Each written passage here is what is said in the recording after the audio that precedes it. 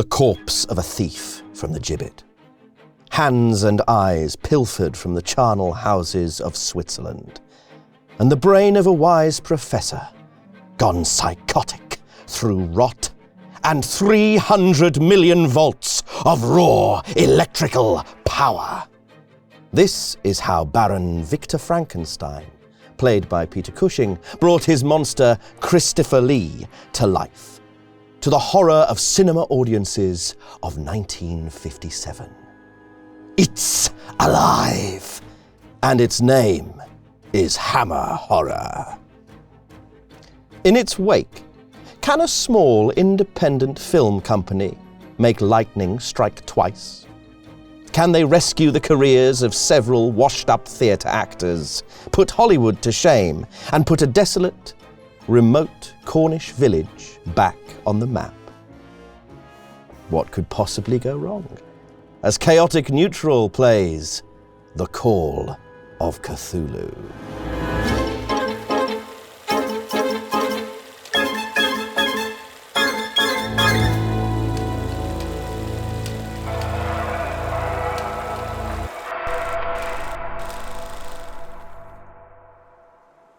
The sea is grey and choppy, the sky streaked with amber and gold as twilight sets in.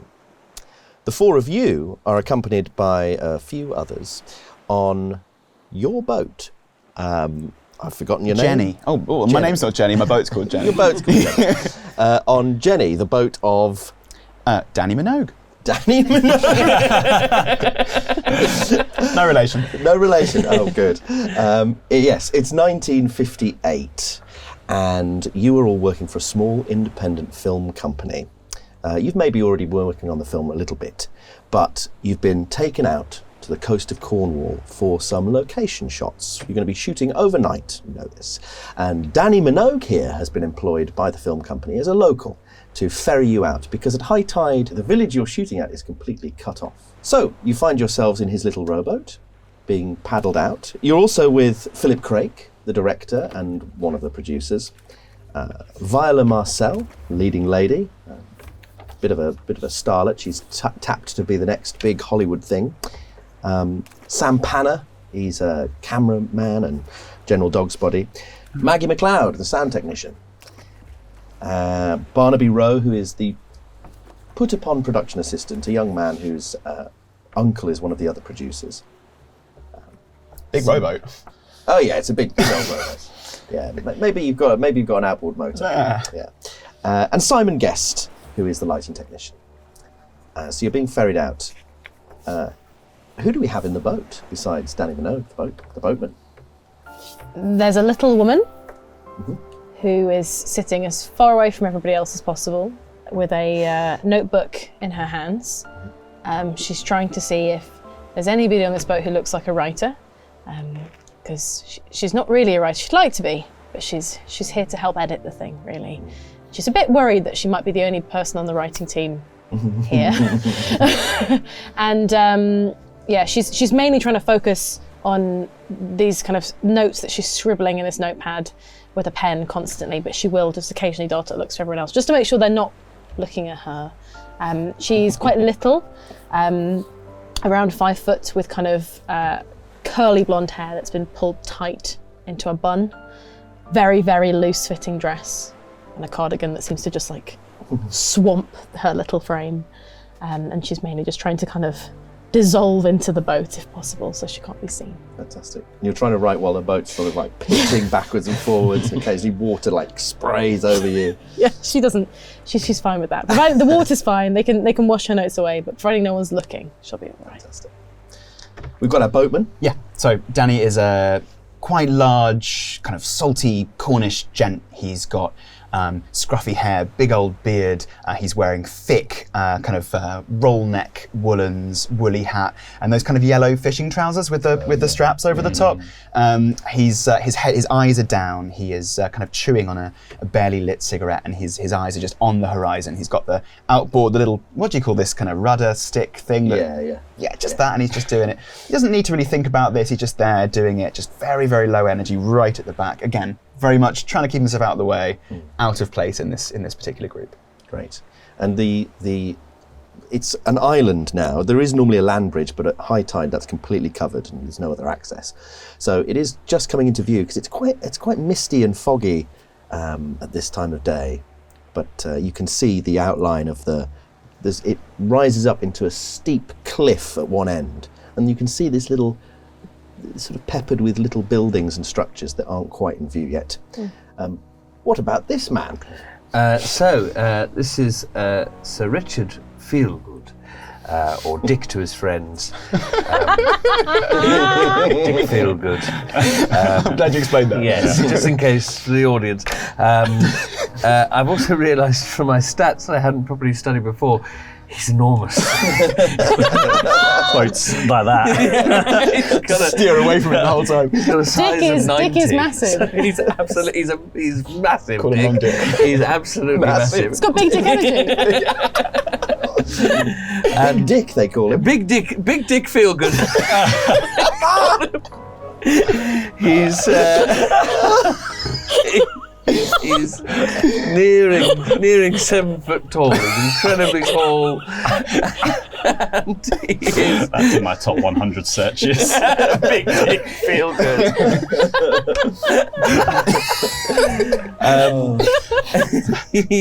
He's in his 50s. He's an old Shakespearean theatre actor, very serious actor. He's looking so unhappy to be here, and he won't look anyone in the eye. And he hates when people look at him. But he really loves it. But he gives them a bollocking if they do. Yeah, lovely. Lots of eye contact so far. Really? Yeah. Everybody wants eye contact. I am playing a character by the name of Ivan Brett, who you may recognise the voice of from nationally broadcast radio play The Traitors. It's no relation. No, absolutely no relation. But let me just remember how I imagined the character. He's sort of, what colour are your eyes, Ivan? Oh, I don't know, bluey green? He's got bluey green eyes. He's got sort of, he looks like this man here. No relation. I have no idea this is happening. Ivan Brett from The Traitors. That's fantastic. That's so Oh, good. Louis, what's your character like? Oh, I'll tell you when we're filming. There's a bit before we started where I did my voice for the character, and I went, I'm doing Laurie's voice for his character, not knowing at all. This is so Shakespearean. Oh my god. Oh god. Ivan is. Mark your words carefully here. While everyone else is looking away, Ivan is desperate for somebody to talk to. I'm done!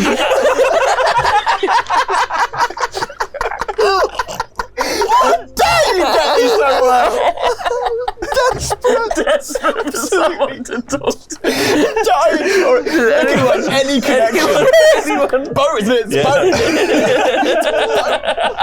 It's wet out here. You seen the sky? Choppy and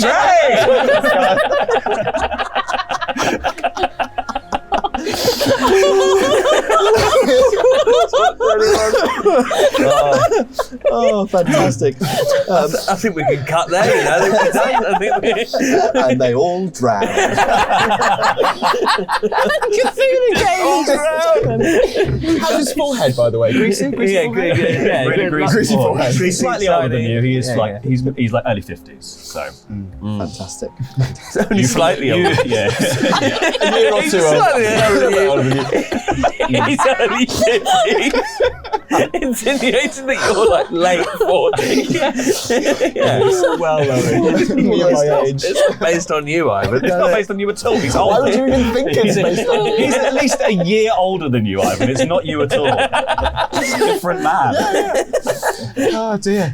So, yes, you've been working on this film probably not very long. They've been cutting corners like crazy. And it's meant to be a horror film, and they're really, it's not Hammer, the production company, but the success of The Curse of Frankenstein last year has meant this sort of small group of producers are really keen to capitalise on that vibe and that flavour of film. So, yeah, I mean, you've all got your own probably personal views about how it's going. The director Philip Crake. He is right at the front of the boat, looking with sort of anticipation towards the island as it comes into view. And actually, as it does, he turns to the boat, probably only making eye contact with Ivan. Isn't it wonderful? Isn't it going to be perfect for the movie? It's perfect. It doesn't look perfect. It looks desolate, abandoned. And as you see more of it, you see that at the front of the island, as you're approaching it, there's this rotting boardwalk that's half collapsed into the sea. There's a little fishing hut and jetty that looks more or less intact. And the landscape rises up, like I say, towards this cliff edge. There clearly used to be cottages, a little community there. All of them have crumbled. It's mainly just the foundations and the footings of these buildings. But you can see way up on the cliff, there is this Victorian-looking, small, but Victorian-looking theatre. Like it used to be like, you know, on a promenade or something. And there's the remnants of an old hotel as well. And maybe even you can just about make out further up to the other side of the island, this crumbling church. But you get brought to shore, and the smell is quite strong. There's this real stench of the sea, because you now see that everything is covered, all the boardwalk and everything where you pull in is covered in these huge fronds of black seaweed that have washed over the island. Is this how it's always smelled? As far as you know, yeah. Yeah. You know as a local that it used to be inhabited. It's been abandoned for about 30 years. There was some kind of incident, a storm or something, they evacuated it. And now it's abandoned. It's forgotten, in fact. It's not on any maps that you know of. And its name is... Desno. Desno.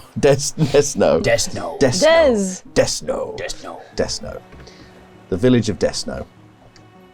And actually, the older actors amongst us, you could even give me early doors. You could give me an education role or an acting role, actually, to know this. Oh, fantastic. To know something. Just know this.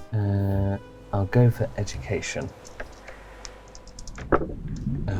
That is 25, which is a good success. A good success. A hard success. A hard success. Yeah. In Call of Cthulhu, if you don't know, we roll percentile dice, which is 100, and you're aiming always to roll under your score. So the higher you have a score in something, the better you are at it.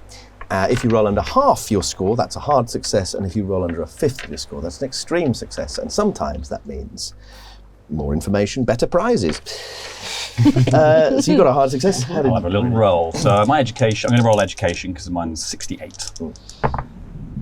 Of which I have rolled, so close to extreme success. I rolled a hard success with a 15.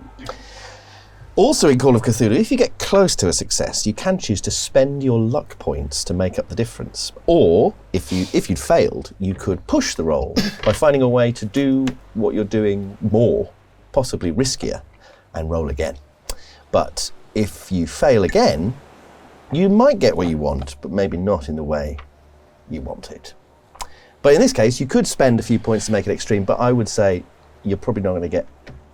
Oh, maybe you would get more information, actually. Yeah, let's say you would. I'm going to use luck then. Yeah. I'm going to get 2 luck points. My current luck is 45, so I'm going to spend 2 to make that 13. Fantastic. Both of you have this moment, and perhaps you even share a glance as the director, Philip, goes, "There it is, Dresno. Fantastic." And the name suddenly rings a bell.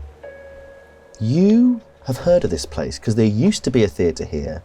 The whole place was abandoned in the late 20s, you think.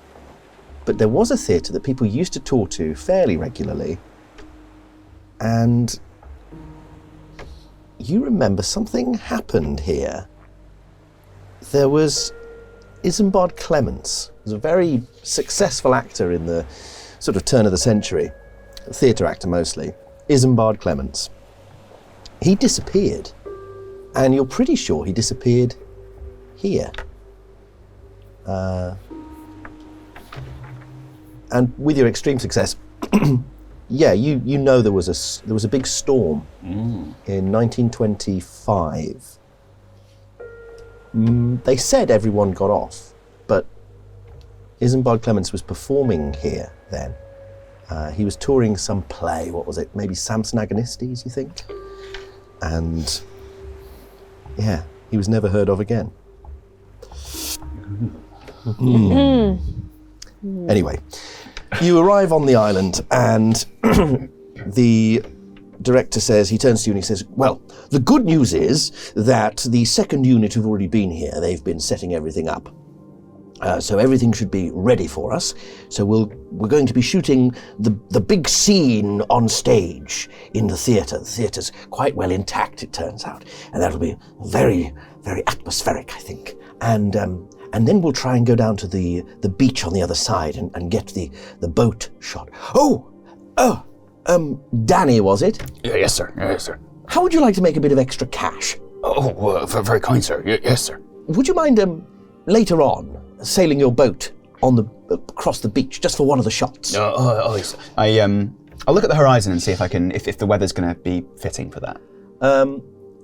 It will be fitting for the film, you think? Okay. I will sort of tip my hat and say, It's going to be choppy seas, sir. Oh, fantastic. Perfect. Brilliant. Yes. Yes, sir. Yes, well, we've got to set up the lights for the beach anyway, because it will be dark by then. Yes. Well, let's not waste any more time. Let's get to the theatre at once, shall we? And he starts striding off up the beach, up the path towards the cliff. And I guess you probably follow him. Straight after him, yeah. Yeah. As you're walking up, he summons you over, Berry. Berry. He summons you over and he says, I've been rethinking of some rewrites. Something a bit different for the theatre scene, but we'll work it out in the room. I think the script needs to change. But it can be better. It can be perfect. We're going to make it perfect. She gets at her book and just goes, Good. Good, you've got all that. And then he's calling to some of the others, Maggie! And she's running up and being like, yeah, what do you want?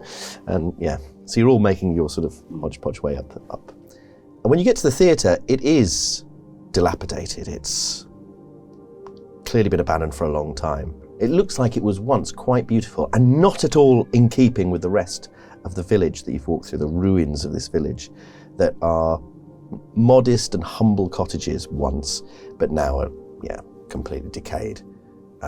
There's this real strong smell of rotting seaweed everywhere. In the distance you can hear gulls, but apart from that, it's very quiet on this island. And you go into the theatre. You notice that the doors at one point look like they must have been barred with a big wooden cross beam that's been broken and shattered, broken on the floor. And the doors hang half open, and it's just gloom and darkness beyond. I think preferring to be outside and also not feeling very much part of this group, I think I'll hang around just by the door outside, probably turning away but keeping my ear in and maybe just having a cigarette and just looking out at the sea. Oh, fantastic. Okay. The theatre seat's still intact. The theatre seats? I believe so, yes. I think most of them, some of them. The upper balcony's collapsed, but... We're not in there yet. I Unless think you want to be. Ivan will have pushed through the doors immediately Fantastic. and be like, let's have a look in here then! As you push in, this wave of must washes over you. It's a horrible smell of rotting curtains. And there is a sort of lobby foyer area. There are old posters still clinging to the walls. Most of them have mouldered, but you can see one of them even says, Samson Agonistes, Isambard Clements. And he looks very dramatic on the poster, sort of pulling with chains, pulling these pillars apart. How immensely Atmospheric! Dick, old boy, get in here and have a look. It smells like Laurence Olivier's dressing room in here. Wonderful. Awful. The scent of the theatre. Yes, it's good to be back. Oh, God. Now, where's that second unit at? I'm gasping for a cuppa. You go as you say all this. Your voice echoes out into the theatre. The doors into the auditorium are open, and Philip's bustling through. And when you go in, it is that sort of grand Victorian style. There's boxes. There's different levels. It's small, but still very ornate. There's these huge, thick red curtains. One of them has ripped and is hanging down. The other one has completely discoloured halfway up. They're dark red, but it almost looks black at the bottom, like a black claw reaching up through the curtain, which you realise is damp. That's just seeped up over the years. The stage is it's in darkness at the moment, but you can just about make out that there are these huge shapes on the stage, old set, these pillars by the looks of things. And there is equipment set up in the auditorium. There's a couple of cameras, some standing lights that aren't turned on yet. But there's no sign of anyone else. I wouldn't have noticed that at all. Yeah. I'd just be walking in, just be like, wow. The thought of walking these boards that such greats before us have walked. It's a thrill to me. Oh, I'm very happy for you. You want to run the lines, do you? Yes. All right. Should we give it a go? Let's give it a go. Hello there. Mister, have you got enough for... Get away from me, peasant!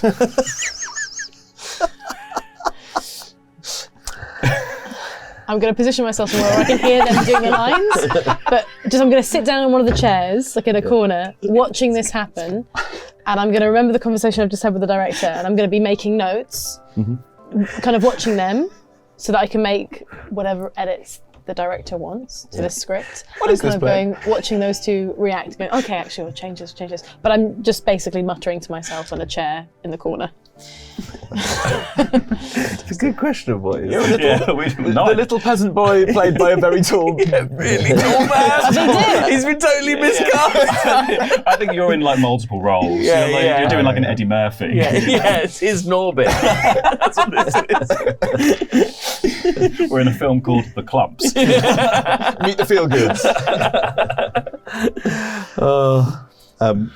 As you're practicing your scene, Viola comes over, the leading lady, and she says, hasn't the script changed? Philip was saying he wants to change this scene. Do you know about this? I'm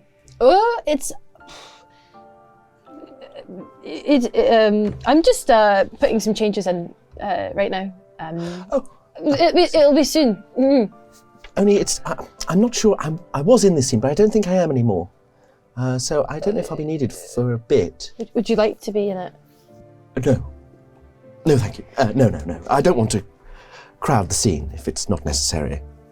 Whatever you'd like, that's fine. Thank you very much. You're doing marvellously, gentlemen.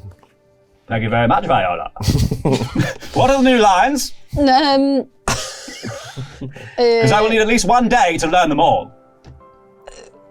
I'll get to it, and you could. I will be in my trailer. Yeah. Or a trailer. Okay. I've just noticed something in my notes I have to look at by myself. Keep going. Good work. She was probably shy because she recognised my voice from nationally broadcast radio play The Traitors. You must get this all the time, Sir Dick Feelgood. I do get recognised, yes. I'm sure she recognised you too. Now, if you could, whenever you do get the new lines, if we can find some sort of way to stick it on his body, so then I can read them, that'd be great. I shan't need to read them before.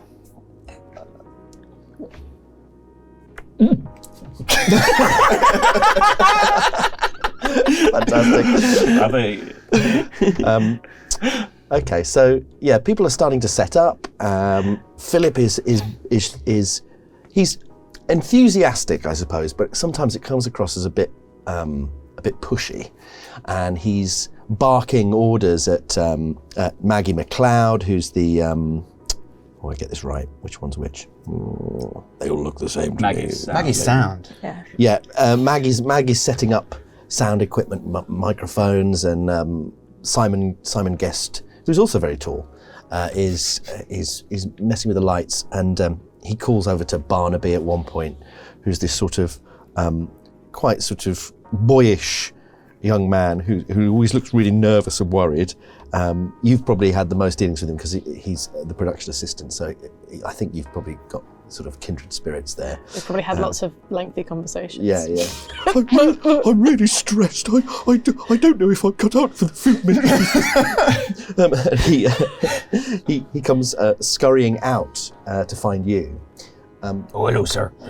In fact, just before he does, how much have you seen of this island before when you've lived around here? I've been here lots. I have come here regularly in the past 15 years, probably since I was a teenage boy with a boat. I also take photographers and tourists here sometimes. I don't tend to come onto the village very often. I tend to go back into the harbour because the smell is quite strong. I have walked around. I've probably been in every building at least once. Yeah. Okay. Fine. That's all right then. So. Yeah, so you're looking off across the island smoking, and you know it, pretty much what's around. So there is the next building along from the theatre is this big old hotel. It used to be called the Gilman Hotel, and these buildings were built, as you understand it, to bring in tourists, which the community were never really that happy with. You've heard. But but behind the hotel, on one of the other sort of outcroppings of rock, there is a rather unusual set of little standing stones that you're sort of currently surveying as you're smoking. And as Barnaby comes out, he goes, I'm sorry to bother you. I didn't catch your name. I understand you're going to be working on the shoot. Oh, it's Danny, sir. It's Danny. Okay, thank you. And he makes a note. I've been asked if you know anything about diesel generators. I've fixed a few. Can probably give it a look over for you. Oh yes, please. Only Mr. Craig asked me to try and get the generator going, and I haven't got the foggiest clue. And Mr. Guest is very busy with the lamps because apparently they've been left. It's very confusing. I don't understand what's happened. Well, lead the way, sir. Oh yes, just through here. and he takes you into the theatre and down one of the aisles, and there's a big diesel generator sort of tucked away somewhere that they've rigged up. It's new. I've got some mechanical repair skills under my belt. Would you like to have a little? Yeah, let's have a mechanical repair roll. All Why right. not? It'd be a laugh. It's a 50-50 right now, so let's see how we go with this. Great. 27. Oh, fantastic. So yeah, you fire it up and it starts going, and slowly the power comes on, and these scene lamps come on, and Simon goes, "Thank you for that." Right, we're setting up now. That's Ben. Ben's audible laughter in the back. Ben, you're in the thing! Yeah, the lights have come on. You can hear the director shouting, let's can we step through one of the scenes? Can we have all the actors on the stage, please? All the actors on the stage. Where is Miss Corbett? Where is Miss Corbett? Here! Excellent. We're going to change this scene. I'm going to tell you in a second. Be close, stick close to me. Actors on the stage, please. Actors on the stage. Where is Viola? I'm coming. Gets on the stage. Good. So yeah, you're still by the generator, I guess. Yeah, I think if I haven't been told to leave, I'll probably just stay. I'll probably take a little seat, see if it's damp enough or What's the opposite of damp? Dry. Dry. To make sure it's damp enough to sit on. Well, that's nice and They comfy. don't have it. They don't have it there. They don't know. Nicely damp. I only know the sea. Squelch. That's why you work on a boat. You like, I like the damp seat. I like the cold of the sea in my bum. If it ain't damp, I'm standing. That's my motto. So yeah, you sit down and it creaks horribly as you pull it down. Sorry, sir. Sorry. No one pays you any attention. Still apologise. The lighting guy, Simon, he's busy like adjusting something, and the young man Sam, he's busy sort of getting the camera just right. But Philip comes up to the edge of the stage. You're on the stage, and now it's lit. You can see that it's this set is all about the place. It's like these big pillars, sort of cyclopean, I suppose you'd call them. And there's chains and stuff, clearly all from, you guess, from the play Samson Agnestes, it looks like.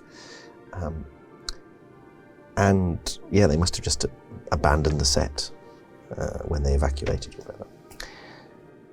Philip comes up to the edge of the stage and he says, "Now, gentlemen, madam, we're going to do a few edits on this. So it's the scene where sorry, darling, I've forgotten your name. Ivan. Where Ivan, of course, Ivan Brett from the Traitors. Where Ivan Brett is. As soon as he hears that, he's like, Ivan playing Baron Wolfstatter, but in his disguise as the Phantom, kidnaps Lady Penelope, played by the lovely Viola here, and we see a glimpse in the background. Instead of you playing the little boy in this scene, Yes. I think we're going to recast you, Sir Richard, if that's all right with you. A much better role. All right. It'll add depth to the story. Right. What's the new role? Well, now Baron Wolfstatter isn't just the Phantom. He is also in league with the creature. The creature. The creature. And what kind of creature is this? Oh, the most magnificent creature. A strange creature. A creature full of promises. Yes. It came to me in a dream, and I think it's perfect. You'll have to trust me on this, Sir Richard. Have I ever let you down before? Yes. Not tonight. Not tonight. Okay, excellent. Excellent. So I'll just go through your positions for now, and then we'll work on the text. While you take a break. So yes, you start over here, and he sort of starts pointing you around, and you enter here and doing all of this. And he's like, "Is the sound okay?" And someone goes, "Yes, it seems to be all right." Good. You can both give me spot hidden rolls if you wish. Oh, that's going to be a And fail. in fact, Let's go for it. what have you got? 73 on a 40, so that's a fail for me. Okay, so mine is... blind with rage. Mine is 50. And I've rolled 14. a 14, which is a hard success. Ooh, nice. I got 33. It's a success. Fantastic. I could also push that and just make it an extreme success. Oh, I'm going to push mine to get a hard success. Spend that luck. Spend 2 luck. I'm going to push mine, spend 4 luck and get to an extreme success. On Big spenders here. This is great. Here for a good time. I want to know. Laurie wants to know all the information. Ivan Brett's not going to do anything with it. Oh, it's Well, I think we can all tell that Ivan Brett for the Traitors is a moron. Yeah, absolutely. He's insufferable. Self-obsessed. He stinks. He stinks. Wow. Well, it's good to know there are some differences. Right? Yeah. It's how he makes it. Oh, sorry, I This didn't one's wasn't not wearing thinking a hat. about.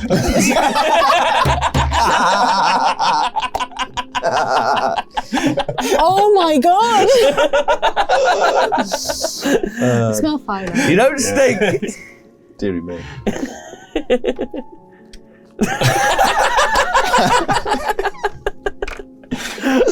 Excellent. Hello darlings, it's me, Ivan Brett from the Traitors, and if you were wondering how you could mark the momentous occasion of me starring in my very own movie film, then look no further because you can celebrate the kiss of the Fishman with this commemorative t-shirt. Available now at norollsbar.com or by following the link in the video description. Get yours today and beware the love of a fish with lips. Let's run down those scores. So, how do we do? I got an extreme success. Extreme success, I failed. a failure, Hard success. hard success, and I'm feeling sad. Do you want me to spot hidden as well? Yeah, why not? Yeah, great, lovely, go on. thank you. You might see something. My spot hidden is 25 and I got a 95. I'm going to push my... No, I'm joking. I think I am... 70 left. I was very close to a fumble. I'm very happy to close my eyes for a bit and just breathe it in. Okay. The damp, just... Interesting. Okay, so you close your eyes for a bit. This extreme, you got a hard success. We'll start with you're oblivious. You're just like walking over to the back of the stage. You're like, I can't work in these conditions. You notice that there's a prop left on the stage, sort of centre stage. It appears to be a dagger, slightly curved blade, and it's next to the outline you can see of a trapdoor in the stage, which is odd because I suppose you would have assumed that if they were going to abandon, when they abandoned the island, it wasn't during the middle of a play. But the fact that dagger's left there the way it is, you suddenly wonder, was it in the middle of the play? Did something happen? They just leave? Okay. It's possible, maybe. But why? Laurie, on the other hand, Ivan Brett from the Traitors, as you turn around, with your extreme success, you turn around and out the corner of your eye, you think you see movement in the wings. The wings are very dark. Something fluttering, perhaps. And as you turn, you see this hideous, gigantic face in the wings. This sort of giant, almost fish-like face. It's a mirror. Massive. It's a mirror. This is how you get them to self-neg. I'm worthless. You hurt them enough. themselves. And then you realise it's part of the set that must be, being ready to be wheeled on or whatever. It's huge and really horrible. Good God! Look at the state of that! Dick, old boy, come and look at this! What is it, Ivan Brett? It's a big bloody fish face! What do you make of that? I presume I can't see it. You can. Yeah, I can. I'm now pointing it out. No, it's pointed so- out. It's very gloomy. You can only just about pick it out in the darkness. Oh, of the yes. wings. That is strange. Do you think that was to do with this play? I mean, do you know anything? Let us ask Philip. Philip! Is this a prop for you, or is this a prop from before? Is this what the monster of your dreams looks like? He sort of leans over the apron of the stage and looks into the wing and goes, "Oh my goodness. My goodness, I feel like I have seen that before. It's not one of ours. Huh. But we should use it. Wheel it out, Barnaby! Get Barnaby to wheel it out!" Barnaby sort of plods onto the stage. Yes, okay, I'll try. You hear him sort of heaving and grunting in the wings. As he's wheeling, I just want to see if I can go up to just get a little bit closer to Mr. Craig and just give him a little tug on the bottom of his jacket and be like, excuse me. What do you want? Should we, if we're wheeling things out, should we just move this? There's a dagger in the centre of the stage. I just think it could be a risk to the actors. Should we just? Oh, yes, of course. Barnaby, when you're done with that, there's some props on the stage that need picking up. Mr. Craig, thank you. Can I see if I know anything about this play, Samson Agonistes? Yes. Yes. What are you rolling there? Education, Yep. I guess. That is an 88. I've got education 65, but I do have 80 luck. So I might just spend it. Should I just spend it?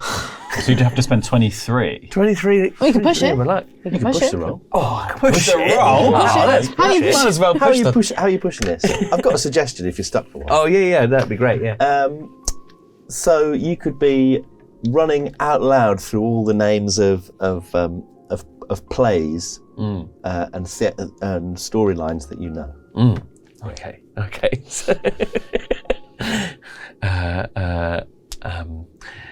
Much ado about nothing. Hamlet. Oedipus.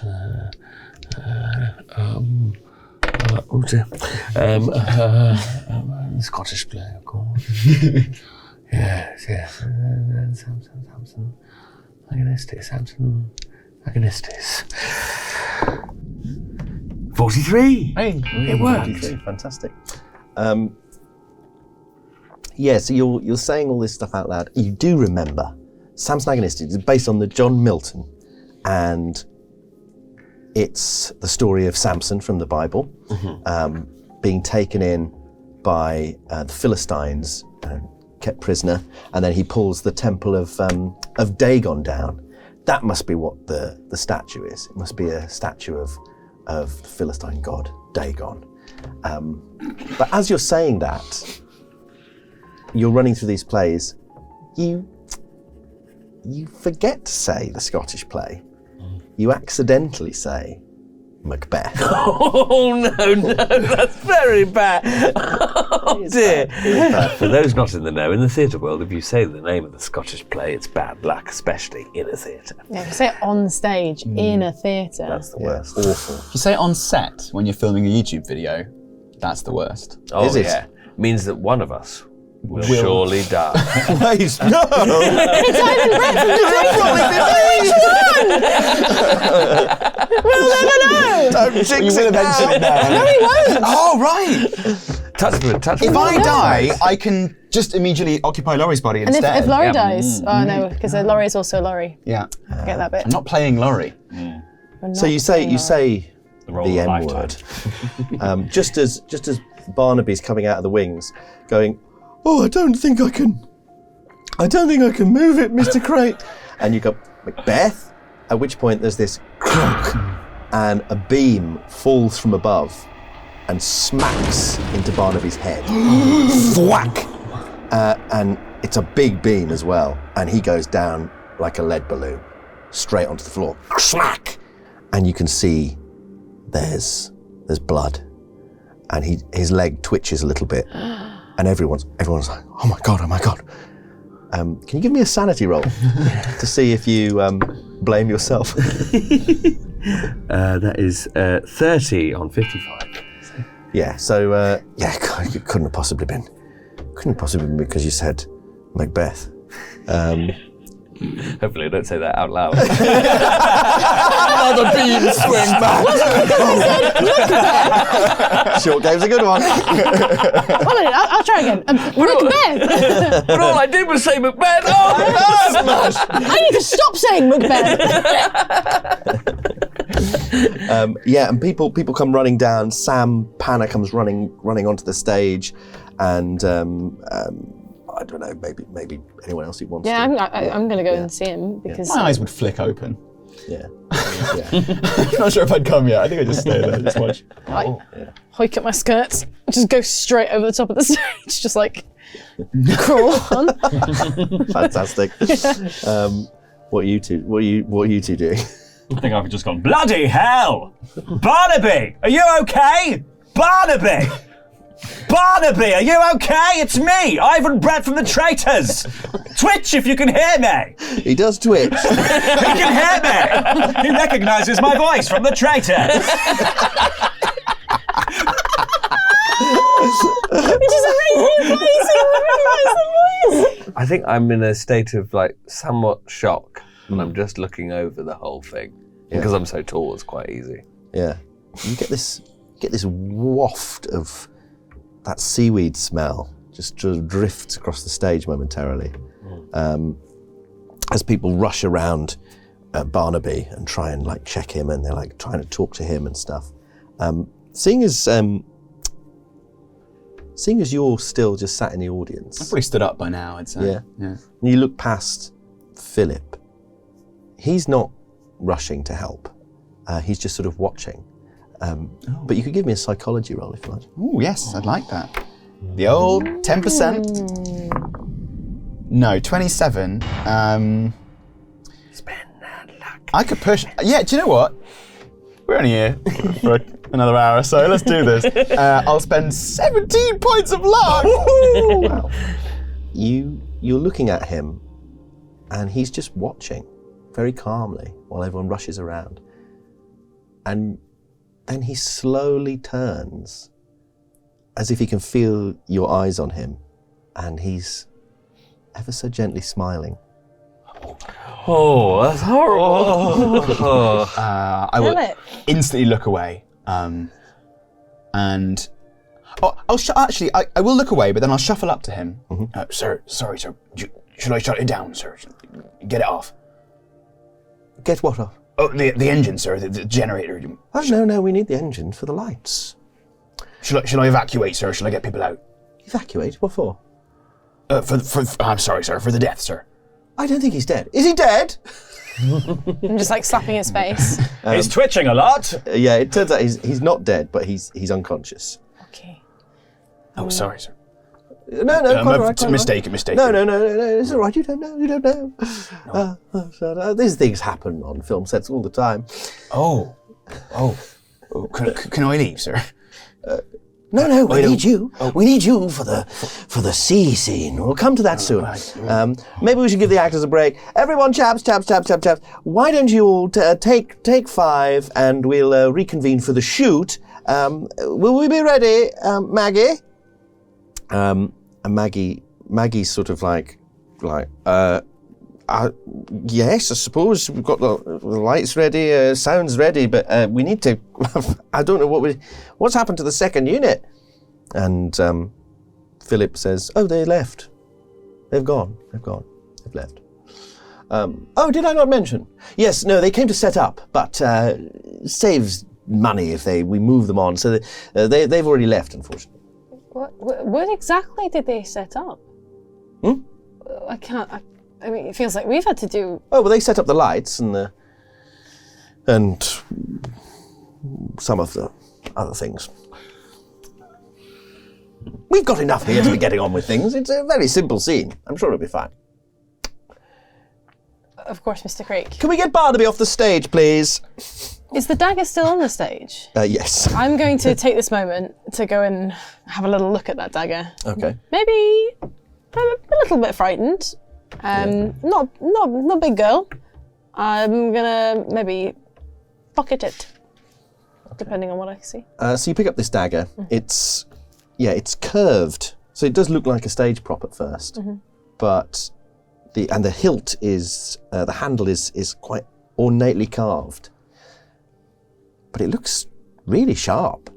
It doesn't look blunted like you'd use on stage. It looks a bit real. Who's the dog's buddy? It's Barnaby, isn't it? Yeah.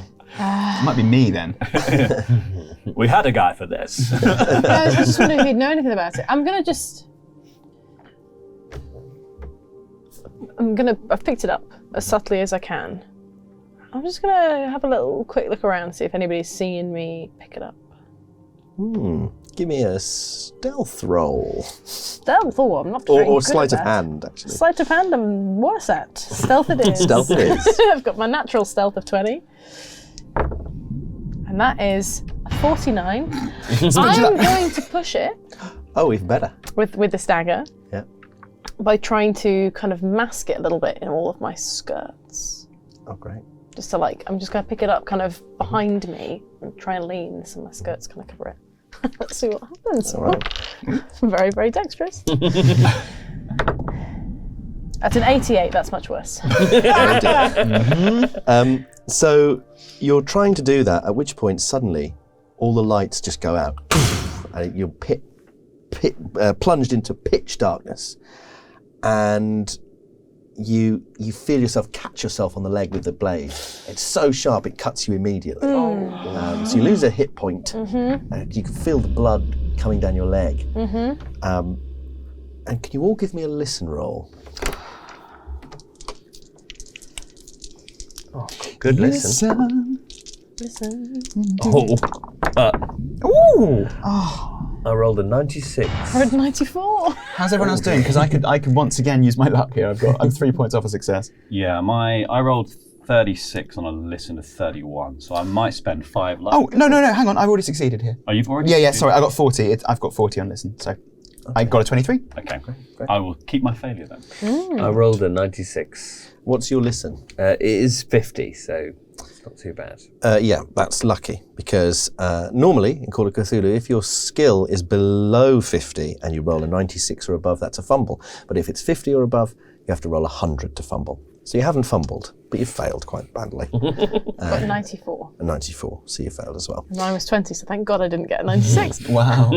So 3 of you hear nothing except the grumbling of people and the groaning of Barnaby as he's sort of like half in and half out of consciousness, and consternation at the lights going out. But Danny Minogue, you hear something else, something a way off. It sounds like almost like trumpeting. And It's ululating. Ululating. That's ululating. It's ululating strangely. It sounds like it's coming from outside. It's ovulating. It's ovulating. I hope not. I can hear it ovulating. And then, Is anyone near me? if you like, Great. yeah, everyone's sort of nearby-ish. Hey, who's trumpeting? Who's ululating? Anybody want to? What's that? I'll do an impression. But like a trumpet. Can we get another boatman to bring us back to the mainland? This man appears to have lost his mind. The more you listen, the more you hear things in it as well, and it's like you can start. It almost sounds like a voice, and you think you hear a name. You think you hear it saying, Julia. You give me a sanity roll, please. Certainly can, Yeah. friend. Holy hell. It's going to be, I've got to get under 75. That's pretty sane. Easy. 41. Great. So you don't lose any sanity points, but it is weird. So I'm 28, right? So I was born after this village was abandoned, but I'm sure there's kind of lore and that kind of thing going around about it. Is there something I can do to sort of see if this relates to anything I know? I have no Cthulhu mythos, so that might... Yeah, you could give me... Actually, probably you would have heard rumours about, the sort of the Selkies and things like that who sing this strange... People have said they've heard noises from the island when they've been going past. Selkies. Selkies on the water, singing about Julia. I haven't heard of that band. I'm sorry, sir. Selkies on the water. I'm afraid it's not music. Well, it is a sort of music, sir. The creatures, silvery bodies, round heads, teeth flapping around on the rocks, slipping into the water, singing at you. Oh, you mean some sort of myth or legend? Aye, sir. And then as you say that, a spotlight comes on, like with a hiss of electrical energy. This spotlight comes on in the middle of the stage, and it's over the trapdoor, which is now open. No. And Simon goes, what's that light? Oh, that's not one of ours. it being the light and being naturally drawn to it, I'll walk straight over. Like a very long monologue. Straight away, I know that it's my light, but I'm going to obviously have a little look down the trap door. Yeah, you look down the trapdoor and you're knocked back by the stench of the sea. Oh, goodness! Can I hold my nose and look over? Yeah. Oh dear. You can give me a spot hidden roll if you want. I'm pretty near this because that's where the dagger was. Can I also have a little look? Yeah, absolutely. So I've got a 27 on a 40 there. Great. I've got a 73 and a 63. I'm going to spend 10 luck. Okay. I get a success. So you both, looking down into the darkness down there, you suddenly think you see something, a sort of glint that looks like it could be an eye, but it would be a very big eye, and then it moves. Can you both give me sanity? Shouldn't have spent that luck, should you? Oh, it's always his way. Something's better up unseen. That is a 58. I've just failed there. Oh dear. I've got Just a about. 37. I've just succeeded with a 37. So you lose a point of sanity, but you don't. Right. There's another smell mixed in with the sea smell. This sort of smell of it's that kind of smell like you get with gas, like a methane smell. And then it's gone. What's everyone else doing? I'm probably speaking to Danny at this moment and just saying, Danny, you obviously know about the band Selkies on the Water. You must be a radio listener. Have you heard of me? I'm on a nationally broadcast radio play known as The Traitors. It was on before the shipping forecast, so it was immensely popular with your type sailors and that what? Terribly sorry, sir. I've never seen and never heard of The Traitors. Is it a highly celebrated reality format? Utterly preposterous. To have never heard of The Traitors in this day and age. Sorry, sir. No, I don't... What are you, a Philistine? Have you been living under a big rock? Well, out at sea mostly, sir. I don't get great signal out there, you see, and I mostly make up the shipping forecast based on what I can see out on the horizon. Well, if you must know, I was the most popular character by far. I can believe that, sir. You're highly attractive and scented beautifully. I find myself gravitating towards you. I shuffle slightly towards him. I like you, Danny, but you must listen to The Traitors. And tell everyone else that you have met me from The Traitors, and they will be very impressed. Aye, sir. I promise I will. I know. Yeah, it sounds like just my kind of thing. Yes, it was an immense opportunity for my career, and you can parlay it into lots of other things. In what way were you successful? Like starring on a YouTube channel. Not sure about starring, sir, but I'm sure you'll get there. What's a YouTube channel? It's my new invention. Tubes, sir. Tubes, is it, sir?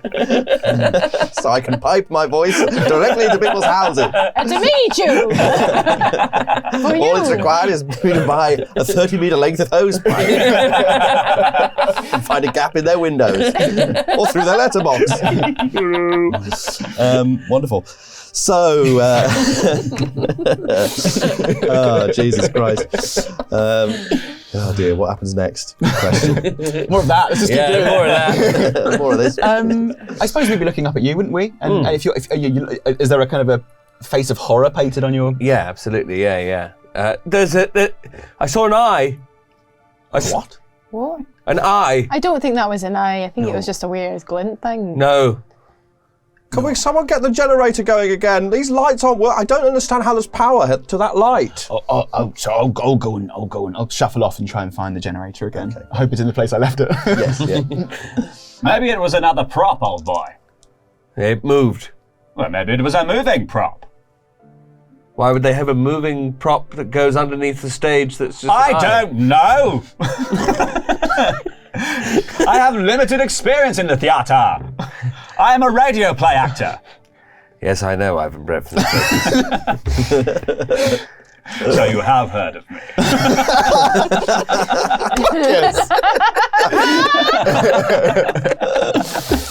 Oh, Jesus Christ. He's had this for weeks. This is the reason we're doing the shoot. You heard this before we even knew what we were doing. I've had to build this whole thing just around this. Tom, I've got this idea. Well, I'm Ivan Brett. That's all we've got so far. I'm Ivan. Right now, what can we do with that? Oh, Jesus. Can I find the generator in the dark? Okay, great. Can I try to repair it with my mechanical repair roll? Sure. Thank you very much. That's 28. That's almost a hard. I'm just going to... A nice normal success, please, for me. Thank you. It's odd because it seems to be working perfectly. It's running. It's chuntering away. Yeah. Is there a? I suppose there's a cable coming out of it. Yeah. It seems fine. I will follow the cable without announcing my having left because that's not something I do. I'll just start following it.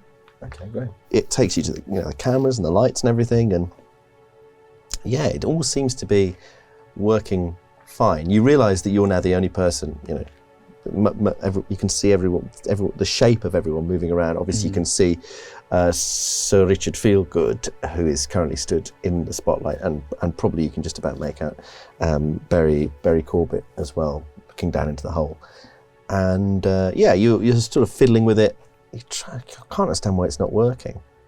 And then you hear something just behind you, this sort of breathing.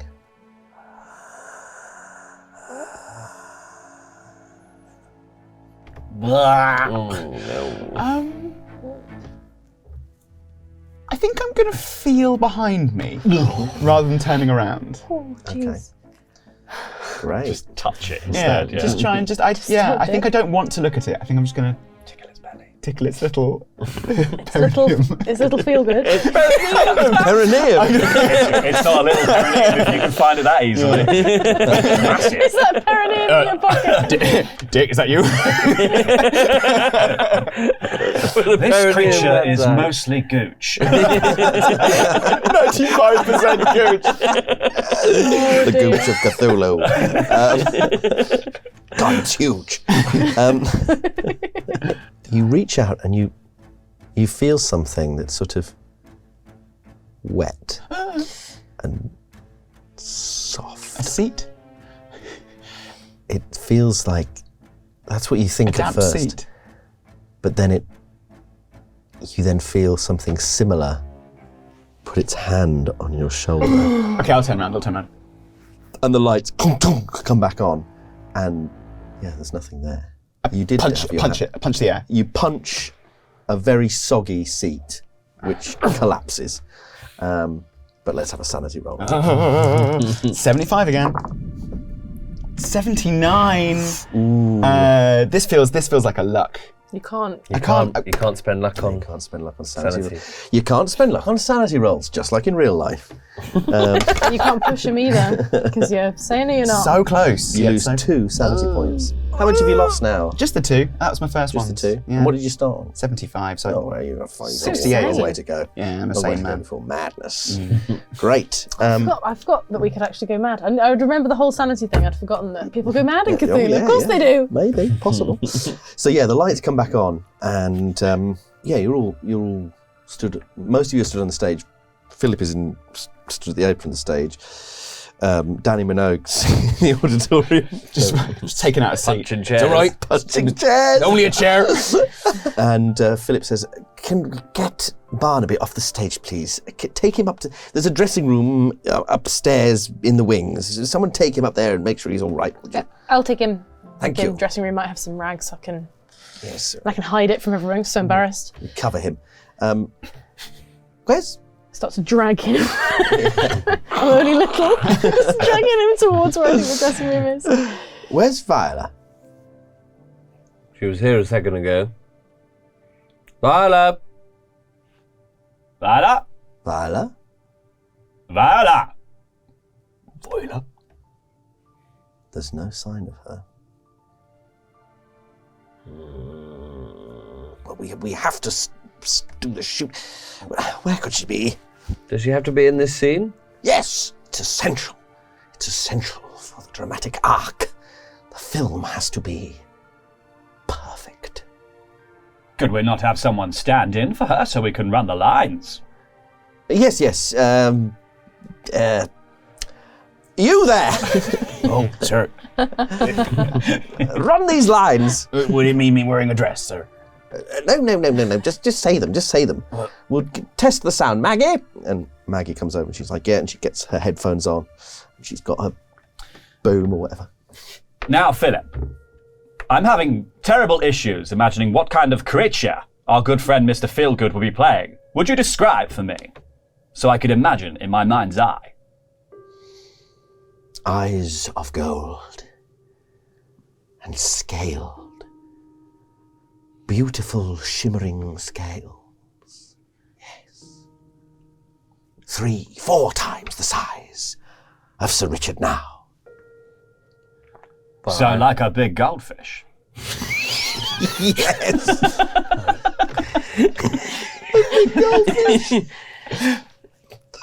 That's going to take an awful lot of makeup, isn't it, Philip? Oh.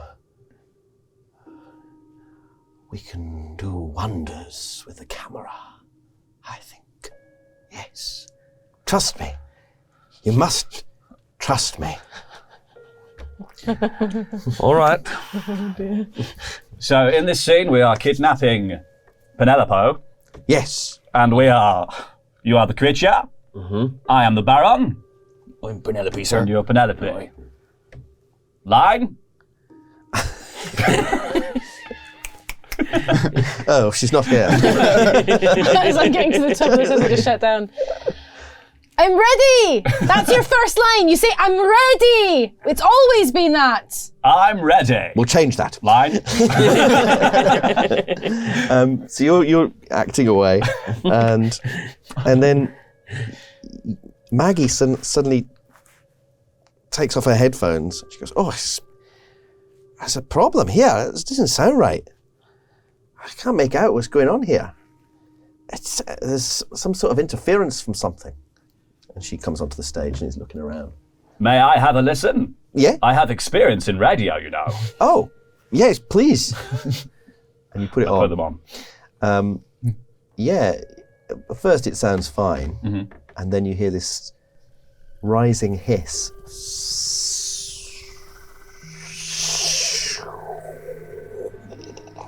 At first you think it's static, but then it starts to sound much more like the sea. And you hear, Julia.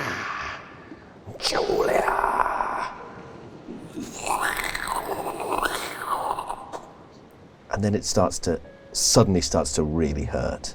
This like searing pain goes through your head. Gah! And who's here? You two. You two, he does that very realistic cry. And when he opens his eyes are completely bloodshot. Because in that moment, just as the pain crosses through your brain, it's like you hear a voice next to you of someone going, Julia!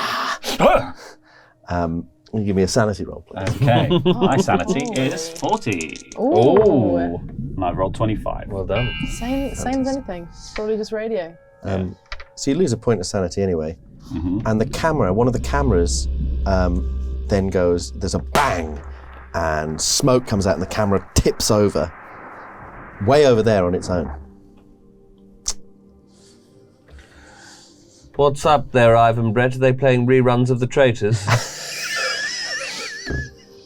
His eyes are completely red.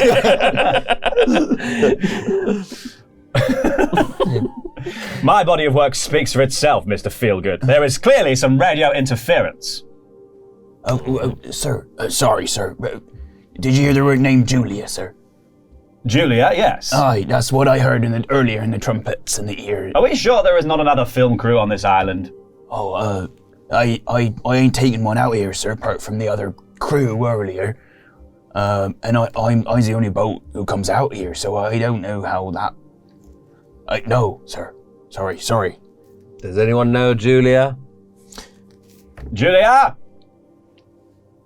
You two could give me a educational acting roll. Oh, 67. I'll spend 2 luck to get it down to a normal success. Because your education is 65, yeah? Yeah. My education is 68. And I have rolled 10. Oh, great. So that is a extreme success. That is 10, right? 10 on one dice and 0 on the Love other. that. Yeah, it's 10. Love that for me. Yeah, good for you. It would be too much of a coincidence, surely. But Isambard Clements famously, publicly had an affair with an actress at the time called Julia Louise. And she was in this production of Samson Agonistes. There was some business, you seem to remember, that she'd left him. She quit the tour. But that would be a coincidence, surely. That would be too uncanny. Wouldn't it? Do I know that as well? That same. Did you succeed? I had a regular success. Yes, in here. yeah. And do I know who she played? Did she play Delilah? Or Yes. also? It couldn't be No. Julia Louise, right? No. That would be preposterous. That would be. That's. I mean, it is weird. It would be jolly weird. Very strange. It's Very all- strange. It's all weird, sir, if I may. So it's all... None... Weirder things have already happened tonight. So you're saying that you believe that Julia Louise... I don't know who that is, sir. Well, this is what we're talking about. We're talking about the theatre, for we are trained actors. Well, Oh, yes. I can believe that, sir. Very convincing bloodshot eyes you have there. Sorry, what? Your eyes, they're all bloodshot after you listen to that thing. Are they? Well, I had noticed before beautiful bluey green peepers. Stunning, yes. Many people have been lost in them. It was a shame I was on radio for so long. Face for radio, sir. Anyway, I'm gonna wander off and go check my eyes, I think. Maybe go to the dressing room and find a mirror. Okay. So meanwhile, in the dressing room, you've got up there with Barnaby, who is sort of half. He can stand up a bit now, and he's sort of conscious, but he's really woozy. The dressing room is this really musty little room at the top of some wooden stairs in the wings. That there's an overstuffed couch in there that's ripped with holes from probably mice or whatever. There's a modest dressing table and a big mirror with a huge crack down it. And you can see there's some candles there that you could light, whatever. How light is it in the room? It's dark in there. There's a rack of costumes and curtains and stuff as well. I'm going to pop Barnaby on the couch. I'm going to light a candle so that I can see a little bit better. Great. So yeah, you light this candle, and as you're putting it on the dressing table, can you give me a spot hidden roll? Oh, right, that's fine. Sure, I want to spot what's hidden. 30. My spot hidden is 63, so that's fine. In fact, it's a hard success. Oh, fantastic. So as you're putting the candle down, you see that the dressing table is pretty much empty, except for a crumpled letter next to the mirror, and there's some shards of glass around it. That's broken off the mirror. I'm going to read it. So you open this letter, and it reads, February the 27th, 1925. My dearest Izzy, as I sit to write this letter, my heart is heavy. Our argument has left a chasm between us that I fear can no longer be bridged by mere words. So I must tell you I have decided to leave the village tonight and will not be returning to the tour. Your obsessions of late have veered away from the usual narcissism into something altogether stranger and far more cruel. The way you pore over that silly stone trinket is disturbing to watch. I thought it amusing at first, but now you have forsaken everything for it. To what end? Immortality is all you say. You do not tell me things anymore. This man who gave it you, who has tasked you with deciphering it, what did he offer you? What power does he have over you that you would let your life, my life, suffer because of this? It has cast a shadow over the bright soul you possess. You're no longer the man you used to be, Izzy. Goodbye, my love. I will always cherish the moments we shared, both on stage and off. May you find your way out of the shadows and back to the light. Forever yours, Julia. Are there any drawers in this dressing table? Yeah. I'm gonna be like, oh, hey, seems a bit personal. I'm gonna fold it up. I'm gonna put it in one of the drawers. Close As the you drawer. open the drawer, the black fronds of seaweed come spilling out of it. It's full of that stuff, and it's wet. I'm gonna put the note in there really carefully, and I'm gonna close the drawer. I'm gonna be like, oh, it's a strange place to keep seaweed.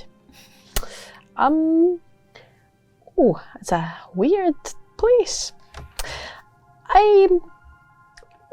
Gonna check my leg, a bit sore, and I might need to make a quick escape because this is properly weird. And as you say that, and you look up into the mirror, you can see Barnaby on the sofa behind you. He's sort of swaying like this. But slightly more disturbing than that, there is a man stood right over your shoulder. A pencil mustache and slick black hair. I scream. Oh! I turn around. There's no one there. I look back in the mirror. He's gone. But you smell this smell of methane hanging in the air. Give me a sanity roll. Hey, yeah, that's fine. Okay. Yeah, I fail it. I totally fail. It's 73. I've got a sanity of 50. Oh dear. Oh, you lose one sanity point. Lucky That's you. right. Well, 49. Yikes. And I just run to Barnaby and I go, Barnaby! Oh, he's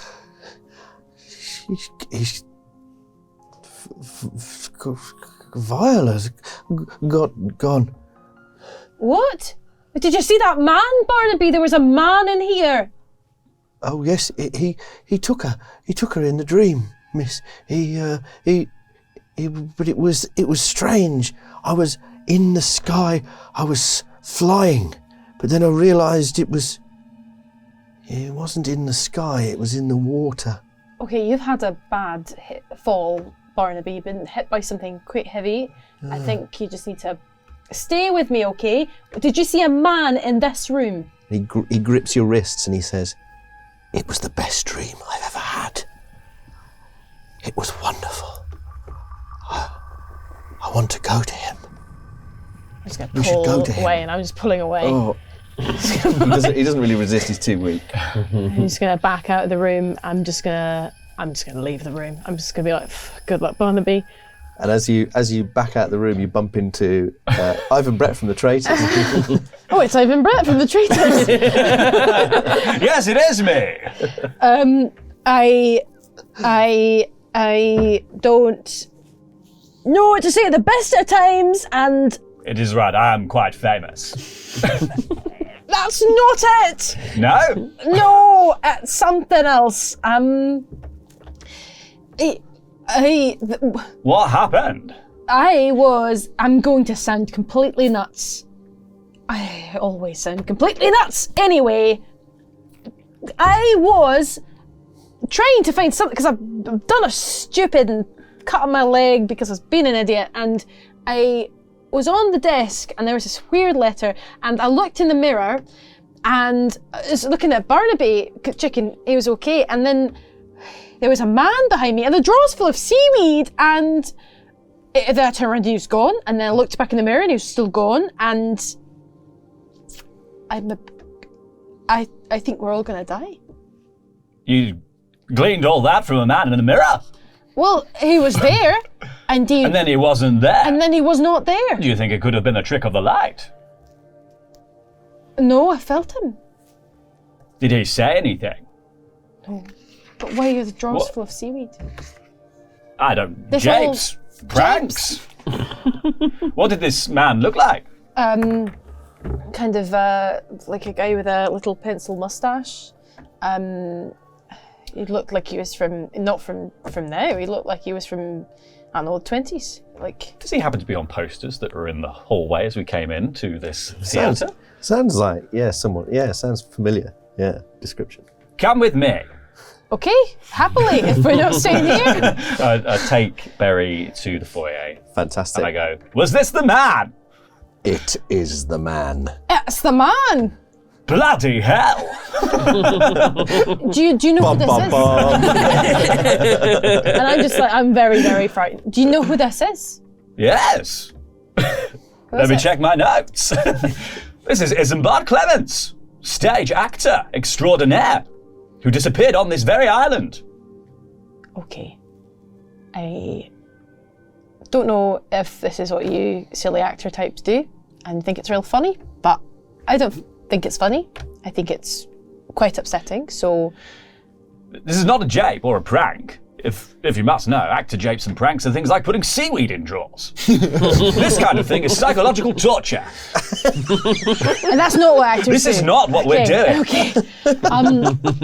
I saw that man behind me in the mirror. Sure. After I opened the silly drawer of seaweed, the funny actor drawer of seaweed, classic theatre prank. And then I looked up and I saw him in the broken mirror. And what's his name? Isambard Clements. Isambard. Yes. Like Izzy. Yes. I guess you could shorten it to that. As you say that, you hear this peal of thunder outside. And for a second, the foyer is lit up by lightning. I found a letter addressed to an Izzy. You found a letter? Well, I put it in the seaweed drawer because it seemed very personal. It's a weird thing to do. Well, it wasn't mine, so it was Izzy's. So, Who was the letter from? someone called Julia. Julia. I'd never heard of a Julia or an Izzy at that point, so I just. Oh look! It's not voice to do drama with. That's the irony. I was born with that voice. Julia. Yeah, it was from a Julia. It seemed deeply personal, so I thought, not for my pride. I did read the whole thing, but then I thought, put it away. No one else. We should get Feel Good and we should get We should Danny feel Minogue. good. We should get. Well, they were feel having a good. discussion about this very Julia. Well, how do we know? Okay, if there's a Julia that's being discussed, I want to be part of that conversation. So we'll leave you in the lobby. We'll cut over to the stage where Sir Dick Feelgood is there with Danny Minogue. Let's go. I'm taking it seriously. Sir, that director, Philip. what, he doesn't have a thing against the Barnabas, right? Barnaby. No, I don't think so. I just don't think he really pays attention. Oh, I'm sorry, sir. Why do you think? No, it's probably nothing. It seems to me like he was paying attention. When Barnaby got hit by the log, he looks right in me in the eye and gives me a little smile, sir. If I may, I don't mean to. A smile? Aye, I could do it for you now if you like. Yes, please. Oh, we'll make an actor of you yet. I learned everything I know from Ivan Brett from the Traitors. You learnt from him, did you? Oh, he's a great actor, someone I aspire to be like in my future. You learnt how to smile from a radio show. A good smile you can hear, sir. All right. Maybe someday you can be like Ivan Brett from the Traitors. I am much more talented and respected than Ivan Brett from the Traitors. We all are! What about me, sir? I respect you much more than Ivan Brett from the Traitors. I hate Ivan Brett from the Traitors. Did you ever listen to that show? No, I didn't. He was a pompous ass. I'm sure he was, sir. Spewing out his bollocks week on week. Oh, I'm so glad they got rid of him. Me too, sir. I'm sorry for bringing it up. Sorry, He sounds like a right piece of work. I love the show. Hate him specifically. Oh dear. So anyway, I think your director might have had a thing against Barnaby. Well, sorry, yes. Makes me think. I hope I'm not speaking out of turn. It makes me think maybe he was Well, it makes me think he might not have everyone's best intentions at heart, sir. Maybe just something to look out for. Well, I wouldn't be surprised. I mean, he certainly doesn't have my best intentions at heart. You know, casting me in this godforsaken thing. Oh, it's not so bad, sir. Have you seen the script? No, sir. It's dreadful. Oh. It's awful. What? Oh. It's barely written. I mean, I've had my character changed today. Oh. Devised theatre, is it, sir? Yes, I'm playing it's not devised theatre, it's sort of devised filmmaking, which is insane. I suppose it is a film, sir. I'm playing some sort of goldfish. Oh. And I'm not even the lead. Oh, I'm sorry to hear that, sir. I played Lear at the Old Vic. Oh. Who's she, sir? Jesus Christ. All right, we're getting ready for a take. Where is Viola? I haven't seen her. I thought I was playing Viola's part, sir. You were reading in for Viola, but we must have the actual Viola. So I'm not in the film? No. God, no. You'll be on the boat, far out at sea, for the sea shot. Oh, and it'll be a marvellous shot. It'll be perfect. We'll all be in that shot. Yes. Hey, this is what I'm talking about. What? It's just a bit weird, isn't he? He is speaking rather strangely. That's right. Are you all right, Philip? Yes. I'm very well, thank you. See, even that's quite weird. I'd say that's confirmation, if anything. You're speaking very strangely, I would say. We're running out of time. We have to get the shots. All right, well, we should probably get Ivan Brett from the Traitors and to find Viola. I don't know where she's gone. Ivan Brett from the Traitors! He comes immediately. He's already there. Yes! Oh, thank goodness someone's an adult here. And we're ready for the shot now. Do you know where Viola is? Haven't seen her at all. Oh. Are you two, sorry, I'm just kind of. Are you two, Ivan says you were talking about Julia. Well, yes, you heard the word Julia, and so did you. We were talking about Julia Louise, who was playing Delilah in the production that was on here before the big storm. Some Izzy man. Yes, Isabel Clements. So great actor. I've found a letter to Izzy from Julia. I have left it upstairs because it was in a drawer. No, it was not in a drawer. I put it in a drawer full of seaweed. Very weird. And then I looked in the mirror and there's a man behind me. Very strange. That's basically everything, but I think something's really wrong here. Yes, because the way that Berry described the man who she saw in the mirror, it looked like bloody Isambard Clements. Oh. Yes. Well, many theatres are haunted, so they say. So right, maybe but weird things are happening. Barnaby was struck down. Oh, but that's not so weird. I mean, this is, an old theatre, isn't it? And, it's a classic actor's prank to put seaweed in a drawer. Exactly. As somebody who's not an actor, I'd never come across that before. And also, the old beam falling down could have just been a bit of bad luck brought about by our friends saying, the Scottish Macbeth. play. If I may be so bold. You say Macbeth, and I duck. The same beam had just been elevated once. It flies off the stage. You say that, and then there's a sudden scream from the auditorium because Maggie MacLeod, she's got her headphones on. She rips them off, and her hair is steaming, and she's screaming and you can see blood pouring through her fingers. Maggie! I'm gonna run towards Maggie as fast as I can. So that'll be a sanity roll for everyone, but also a dex roll for you. Oh shit, okay, I'll do my sanity first. Yeah, that's fine. 24 for me. 41 for me, that's fine. I rolled 34, which is a success. I rolled a 66, which is a fail. Oh dear. Well, you can all take one sanity point, except for you. You'll take one sanity point. God damn. Thank God we passed. And then I'm gonna do my dex roll. So my Yes. dex is 80. Oh, you should be fine. Should be fine. That's a 99. Oh dear. I can't do anything. I mean, is that a fumble? It's not a fumble, but you could push the roll, We could spend or you luck, can I spend guess. 19 points of luck. I'm going to push the roll. Okay. Because that's not gone wrong for me yet in this game or in any game before this. Theatres are notoriously safe to run in.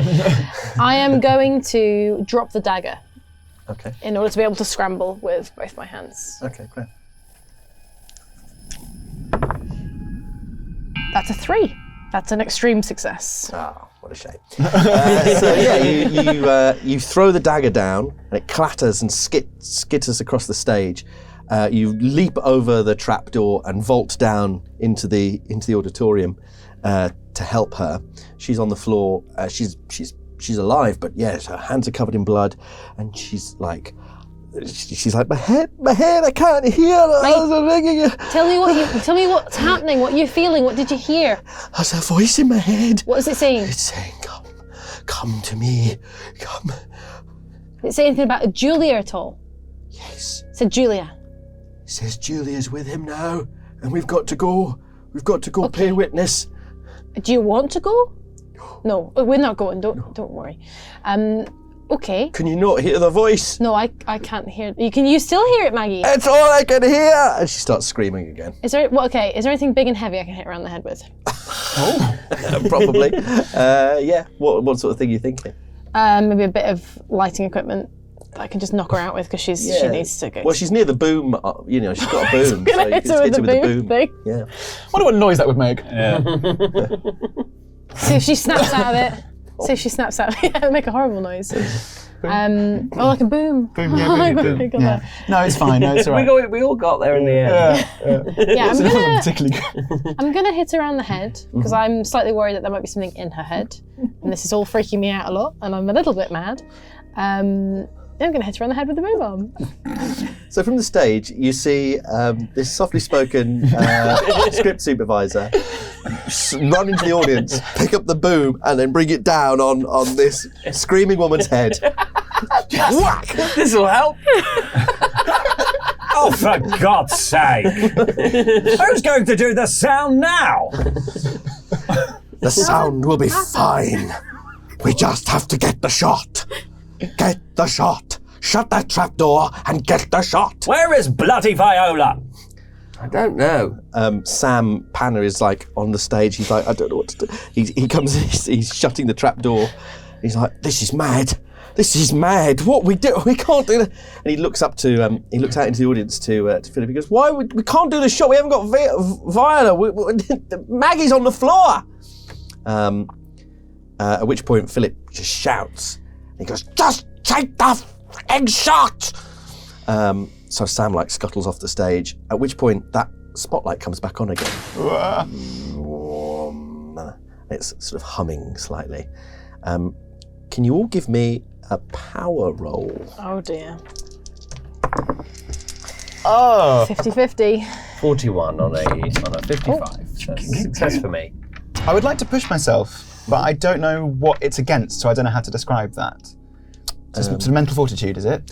Yeah. It's almost like you start to hear, I think you all start to hear this kind of, it's more like a feeling, like a vibration. That is kind of slightly maddening. I'm going to pretend I'm underwater. Okay. I have a distinct and important memory of swimming underwater with my best friend Roger, and I'm going to put myself there and focus on that. Yeah, 11. Great. Well, that's an extreme success. Excellent. Yeah, you try and focus on that memory of swimming underwater, and it's almost like in the memory you can hear this vibration, you can feel it, and you're aware of Roger swimming with you, and you're aware of something else in the corner that you're trying to just ignore, and you push it out of your mind, and you manage to regain control of yourself. How did everyone else do? Well, I have a power of 40, and I've rolled 96. Oh dear. Oh dear. Okay, great. You fumbled your own brain. Maybe I should push that roll. Can I not push that roll? You can't push a fumble. Can't push a fumble. Just fumbled a fumble. Fumble's a fumble. Fumble's a fumble. I rolled 41 and 55, so it's a regular success. I rolled 29 on a 50, so I'm regular success too. Right, so the three of you are managing to sort of control yourselves. Sam kind of like staggers as he's trying to get off the stage, and then he like clutches his head, goes to his knees, and he's like, ah. But then you all see Ivan Brett from the Traitors. Don't you dare kill me. He suddenly, with great gravitas, steps into the spotlight and looks up, and then launches into this speech that is not in the script, and his voice sounds different. His voice sounds much better than Ivan Brett from the Traitors' voice. Impossible. I'm trying to imagine this, but you can... Yeah, it's really sanity blasting stuff. He starts talking about. He says, The time is now. We must complete the ritual. It is ready, and she is with me. Come to me. And then carries on talking, but it stops being English. It starts being something else, something that's like makes you feel a bit queasy when you hear it. It's very disturbing, and you can all feel the blood pulsing in your ears. That sanity rolls for everyone again. What? Yeah. Oh dear, yeah. I'm fine. 49 from 72. That's okay. 89 from 40. Oh, yikes. I failed. That's an 85, 53. I rolled a 13. I passed. Fantastic. You're fine with this. I know my lines. Finally. Who failed? I failed, and And so I sorry. failed as well. So you lose 3 sanity points. And you lose 1. Oh, nice. That makes sense. I've spent a long time being...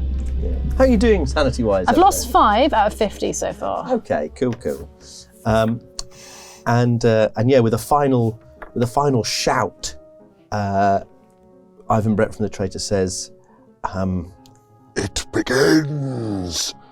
and Philip from the audience stands up and he's sort of watching transfixed, and he says, "Good luck." Oh no. At which point the trapdoor flops open, and you disappear onto the stage. Ivan! Brett from the Traitors! No! The rest of you hear this awful scream, and then you hear this sickening crack as you take 4 hit points of damage. As your I had 10. as your shin shatters. Just broke like a in the leg. Prestige. Shit in- You yeah, broke a leg! broke a leg. You broke a leg! That's why you say it! Philip shouldn't have said good luck. I know. You should break a leg. Oh my god. Break a leg over It's almost like a plan. We'll never know. And it's just like that moment in the Prestige where he drops to the floor. Spoilers. There's no crash map. There's no crash mat, and you just Ow! Help! An important person has been damaged! you find yourself in this shaft of light, this square shaft of light, but all around you, the understage. It's about 12. You've dropped about 12 feet. You realise, and it's really dark and really damp, and the ground it's hard, but it feels like earth, and there's this horrible smell of methane and seawater and rot, and you are aware of movement in the darkness over to one side, something moving towards you. Help! Help! Oh, sir, in what way can we help? Get me out of here! Oh, Chuck me a rope or something! Is Is there like is trapdoor? Is it just like literally a straight drop? There's no stairs. There's nothing. Is there any sort of rope or anything on the stage? Anything we can... There's probably rope in the wings Okay. from the flies and things. Yeah, I'll run off and see if I can find a rope. Okay, great. So you run off into the wings. Perhaps I won't. I want to run back towards the stage, picking up my dagger on the way, and I want to go up to Philip Craig, whatever his name is, and I want to threaten him. Okay, what do you say? What's going on, Philip? He turns and looks at you. Have you got the dagger right, like up to his throat? I've got it here for now. Oh, right, okay. I'm not that. I've been as bold as I can be. He says, what do you mean? We've got to get the shot. I don't understand what this shot is, because it seems to be a different kind of shot than the kind of shots I thought were being taken this week. That's because you haven't had the dream. Tell me about the dream, Philip. Oh, we're going to show the world the dream. It's the most glorious thing. You'll see. No, I don't want to see no dream. Thank you, Philip. And he starts advancing on you. And he puts his hand on your face. I'm just gonna.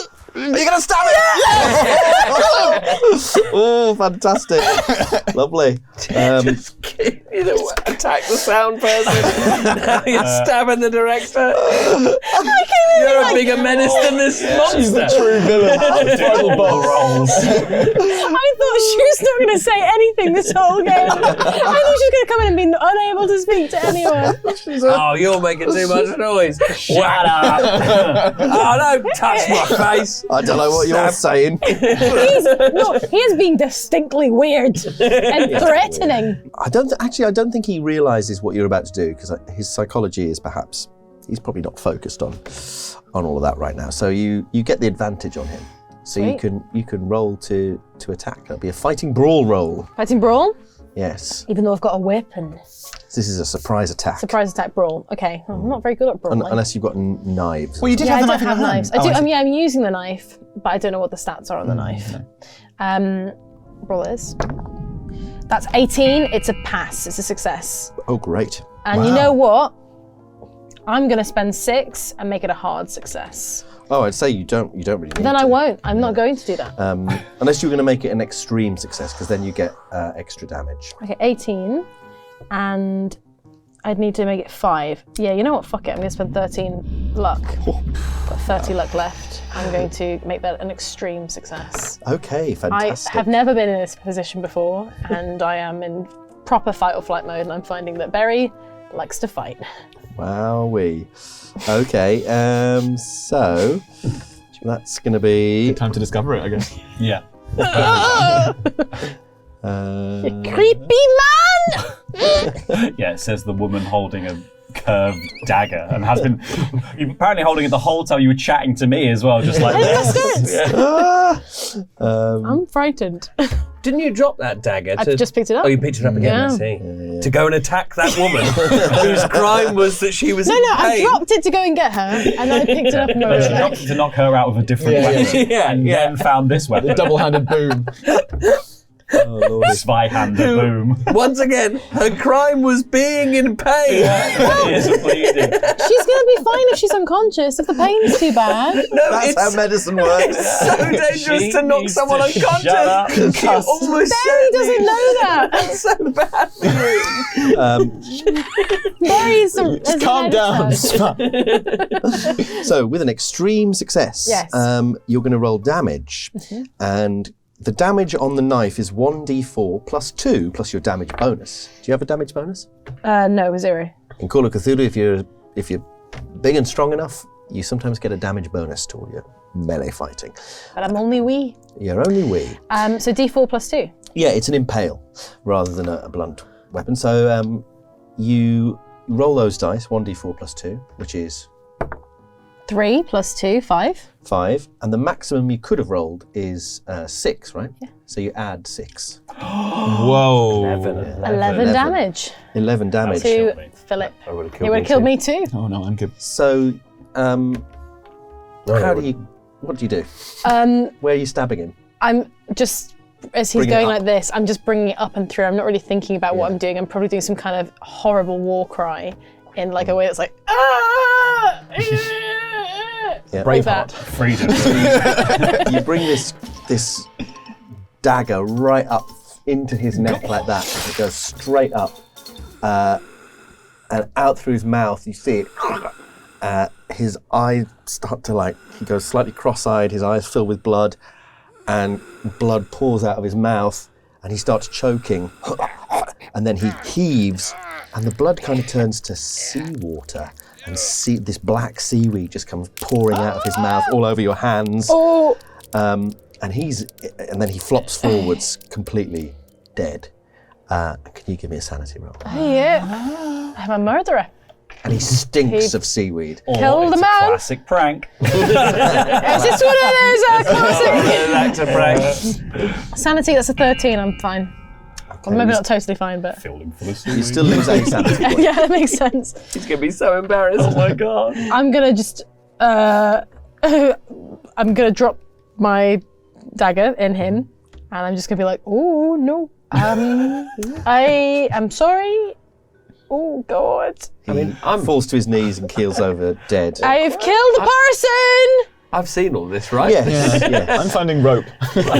Actually, probably have you do it. seen someone murdered in cold blood before? I don't think so. Let's no. have a sanity roll. Who else is on Cold stage? blood. Well, I was finding a rope, but I guess I could hear it. Yeah, but if you don't see That's a 77. That's a fail.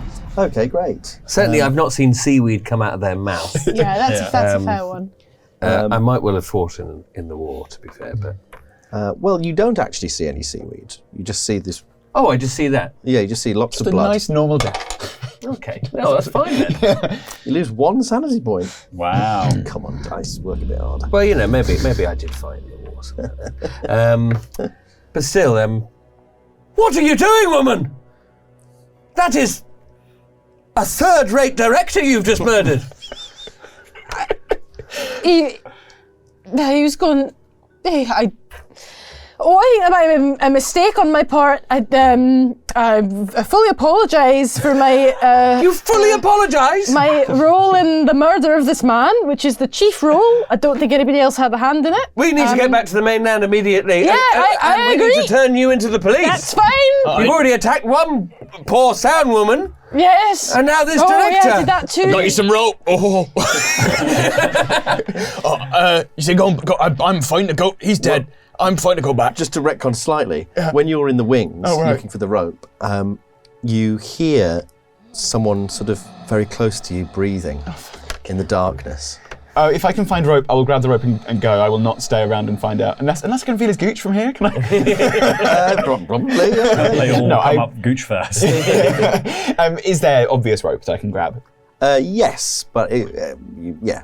Okay, I'm going to do that, and I'm just going to power back onto the stage. And because what I want to really do is get out of here. And hearing him say, "Let's take you back to the mainland," I'm completely on. Even though I've got the rope to save you, I'm just going. That's right. Back to Polmini. We'll get on the boat, sir, and we'll go straight back. We'll talk to the police. There ain't no police in town, but we'll find one. We'll sort this all out. Very good, okay. I assume I can hear all this from the basement. Help! It is really quite pressing. Is there a rope? I think us three, we should just go. We'll leave, leave the others. Help We me! can't leave anybody behind. Oh, I'm sorry, you just murdered a man! Maybe wait in the boat. I'll find him and bring him down too. No, I think you should stay with us. I think there's some very strange things happening here. Philip, just then, I know that I just killed him, and maybe I'm going mad, and maybe everyone thinks I'm going mad. Maybe I am going mad. I don't know. But when he was dying, then the blood was everywhere. There was also seawater, and he was going, and make you dream with my hands. Maybe murder is the wrong. Direction. But I do think something very strange is happening Hello! here. You may not be able to tell because I'm a very good actor, but I am quite scared. Okay, I think we That need noise is getting closer. There is something in the dark down here. All right, drop the rope I'll down. hold one end of the rope just to be very clear, and I'll throw the rest down. Just as you're about to, someone comes up behind you, puts their hand on your shoulder and goes, "Allow me." And you turn around, it's Barnaby. Oh dear. There's dried blood all down his face, sort of like crusting over. Oh. And he tries to take the rope. You can help. You can help. I'll give him the end of the rope, but I'll take the bit closer. So he's just holding a loose end of rope. Okay, yeah. Okay. And he nods and he goes, Right. "I know what to do." Perhaps you can take it as well. And then while you're talking, This he is just taking walks way longer forwards. than expected. He walks forwards and just walks into the trapdoor. I'll try and hold on. Okay, give me a strength roll. I got 40 from 70, that's fine. I hope Yeah, he failed. So yeah, you you managed to hold the rope, and he just drops like a weight. Let's have a luck roll. Oh, good. I've been spending that like it was living easy. unless you're trying to dodge. No, I think luck's fine. I've rolled 21 under 39. Okay, so luckily he doesn't land quite on you, but he lands next to you, and yeah, with a sickening crack, his shin bones come up through his, his knees come out of his legs, and sort of collapses into himself and falls backwards, which you see, of course. That'd be a sanity roll. That's 33 under 40. Under 38 actually, so that's fine. Nice. You're not bothered about this at all. Yeah. But you still lose one sanity point, which is quite grotesque. I'm just like, I don't think this was the easiest way to get a rope down here, but I bloody well appreciate it. and I'm tying it. I just tie it around myself. I'll help you both up, sir. I'll help you both. This is what I was talking Yes, about. pull both of us up. Barnaby was telling me about these weird dreams he was having that were the best dreams he's ever had. And then Philip was talking to me about, I'm going to make you dream. I think it was fine that I killed Philip. I think we can all forget This about is that. the second worst film set I've ever worked on.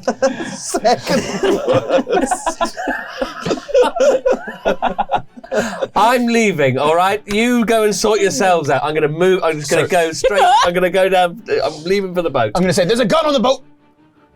Thank you. That's good to know. Fantastic. So I've tied this rope around myself, Okay. and you've said, obviously, I'll pull you both up, and I've gone, yes, brilliant, wonderful idea, and I've not tied the rope. Okay, You both tied on. Yes! Excellent. And then just as you start pulling, and you see, just into this shaft of light above you, this hand just comes out and grabs the rope. And it's a weird looking hand. And there's a figure just in the shadows. Their face is sort of obscured as if by a mask. And it just leans over and says, Leaving so soon, but there's so much to see. Won't you come? It's my lucky day. Oh, God. Tough choice. Yeah, it's a really tough choice. I think Ivan is going to use some of his lying ability that he learned on the radio play The Traitors to say, Social deduction. well, yes, I'd bloody love to come, but I just need to grab something from upstairs. Excuse me! I try to slap the hand away and just shout, pull! Razor. let's have a... Ooh, this could be horrible. So you try and slap his hand... you like push? I'm just going, yeah. Yeah, give me a strength roll. All right. What's my strength? 40. Not good.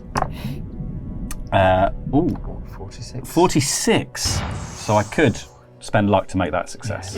Which I will do. I'm going to spend 6 luck to make that a success. So you push this figure and it staggers backwards and you hear the mask fall off. Boom. And now it's coming back. I'm pulling. I am just Quickly! You slowly start to rise on the floor. I'm going as fast as I can, sir. Barnaby, talk to the man! And your head's now hovering at sort of head up.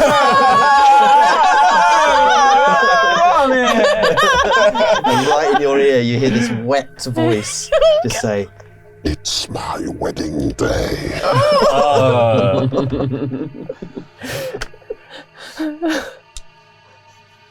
Isambard, is that you, old boy?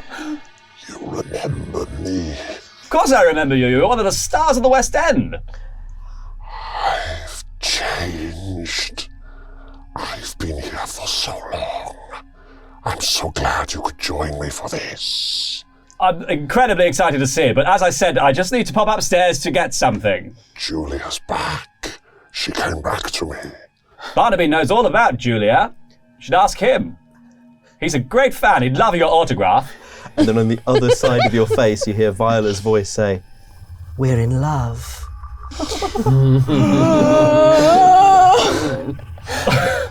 Viola, is that you? Yes. Well, fuck. And you're still rising up. Are they rising with him? Where did you two meet? I'm just like half closing my eyes. Just holding the rope. Trying to make conversation with me. Just panting. I'm just like, did you meet today? Why is this rope so long? Oh, faster, goddammit. I can't put any faster, sir. Viola, it's quite strange to get married at first sight, is it not? And then this hand comes up and grabs you and pulls really hard. Oh, fuck. As this will be another strength roll. Okay, all right. Opposed. All right, these are lucky. Come on. Okay, that's 40. I mean, Is that a success for you? it was a success for me. Yes. A regular success. I would like to push my luck to make it a strong, hard. Can you unopposed? Well, so this is an opposed roll, which means the higher degree of success will win.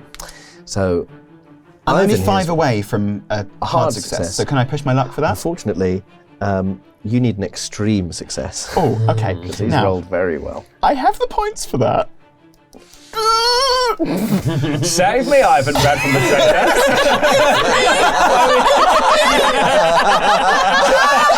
Save yourself.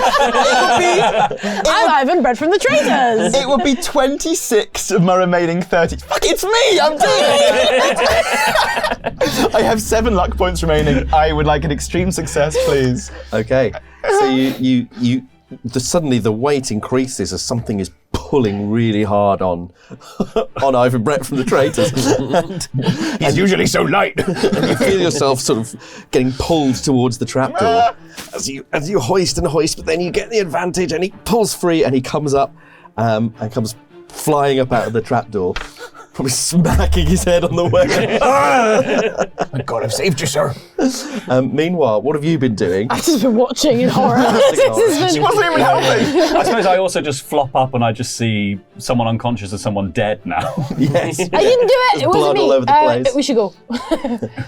And you've already made your escape, haven't you? I'm fully leaving. I'm just walking down to the boat. You step outside into the cold air, and it's dark now. And somewhere you can hear the sea raging behind you. And then you hear that noise again that maybe you didn't hear before, I can't remember, but it's like a weird trumpeting or like the wind blowing through a chimney. And it gets weirder and weirder, and it sounds like it's coming from sort of behind you towards the cliff edge. Can you give me a power roll for hearing it? That is... Oh, that's a 13, which is a hard success. Okay, you don't feel like, it gives you a bit of a headache, but you manage to keep walking. What do you want to do? I'm going to try and make my way to the boat. Okay. So you can see, you pick your way, the sort of path through the broken cottages and the ruins of the Gilman Hotel, past an old pub that's all broken down and collapsed. The entire roof's caved in. It's very dark, so you only see things as you sort of get to them. And it starts to slope down very steeply towards the south side of the island. The tide is still high, unfortunately, so the land bridge is still covered. And you get down, you can smell, like the stink gets really strong of like rotting fish as you get towards the boardwalk. But you can still hear this weird trumpeting.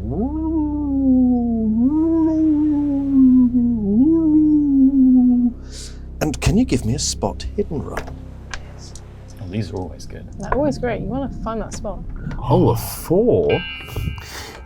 4 on a 40, so that's an extreme success. I can't really see this thing. Yeah, as you're walking down, you can see footprints in the mud. Some of them are the ones you made on the way up, but there are other footprints that are big, like like big 3-toed footprints that look like they're webbed. Ducks. Really, Big ducks. Big ducks. really Big ducks. fucking big ducks. Almost a goose. It could be Ivan Brett from the Traitors. It could be. And the sea is lapping against, on this south side, it's a bit gentler because it's the sort of the channel between the mainland. It's lapping into this boardwalk, and you hear the creaking of rotting wood and this lot of splashing. And you see, actually, as you get towards the jetty, you can see these fishing nets. They're full. But as you get closer, you realise they're not full of fish. They're full of like old candelabras and teapots, and they look to all the world like they are antique stage props. What do you want to do? You want to keep walking towards the boat? I want to keep walking towards the boat because everything's spooky. Yeah, they've been doing a play underwater. So you make your way across the towards the jetty, and give me a listen roll if you like. That'll be a fail. Yes, 77. I could spend. I've got a lot of luck, so I could spend that actually. I could spend 28 points of luck.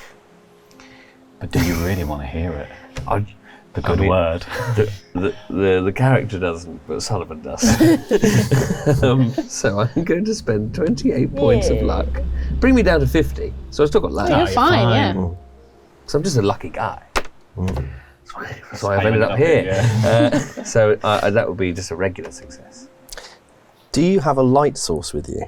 Like a torch or anything like that? No, I think the best I would have is probably a lighter. Okay. There's one on the boat. Oh, great. I suppose the moonlight might be good enough for you to see anyway. But yeah, you hear this splashing and this bumping noise. And as you look, just then in the moonlight, you see the boat, and it's just sort of floating away. I'm going to have to start running to try and swim for the boat. To try and swim for the boat? Yeah.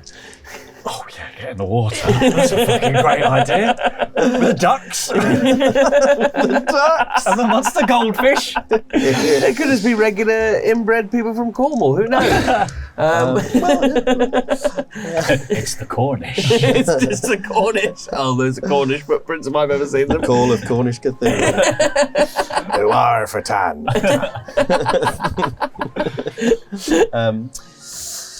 Right. As if we haven't insulted Ivan Brett enough. You Cornish? Well, I live there, yeah. Oh, well, then no.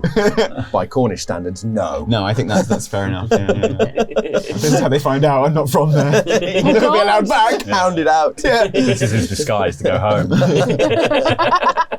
You misrepresented us on the YouTube. It's right, they have me on the internet now. Yeah. God. I got a telegram from my cousin in London. You misrepresented us on the YouTube. He says there were two of you on that set. Didn't make any sense. Shape changer. Rick Stein showed us a video on his phone. The only man they know. He's the man who comes from London. He's the only one with a phone. A couple of rolls here. I'm going to need a spot hidden roll, first of all. That is an 11. So that is a hard success. Oh, a hard success. Well, then let's have a... No, that'd be cruel to make you swim before you see what you see. You're running up the jetty, and then you see a figure winding up some rope. They've obviously released the boat. Hey! What? Why have you done that? I need that boat. The figure turns very slowly, and you realise this 6'6", maybe 7 foot tall person on 2 legs is not human. They look very similar to that statue you saw in the wings, and their yellow eyes flash at you, and it opens its mouth and it has a huge set of like very thin, spiny teeth. And the rope is held in its huge claws, and it goes.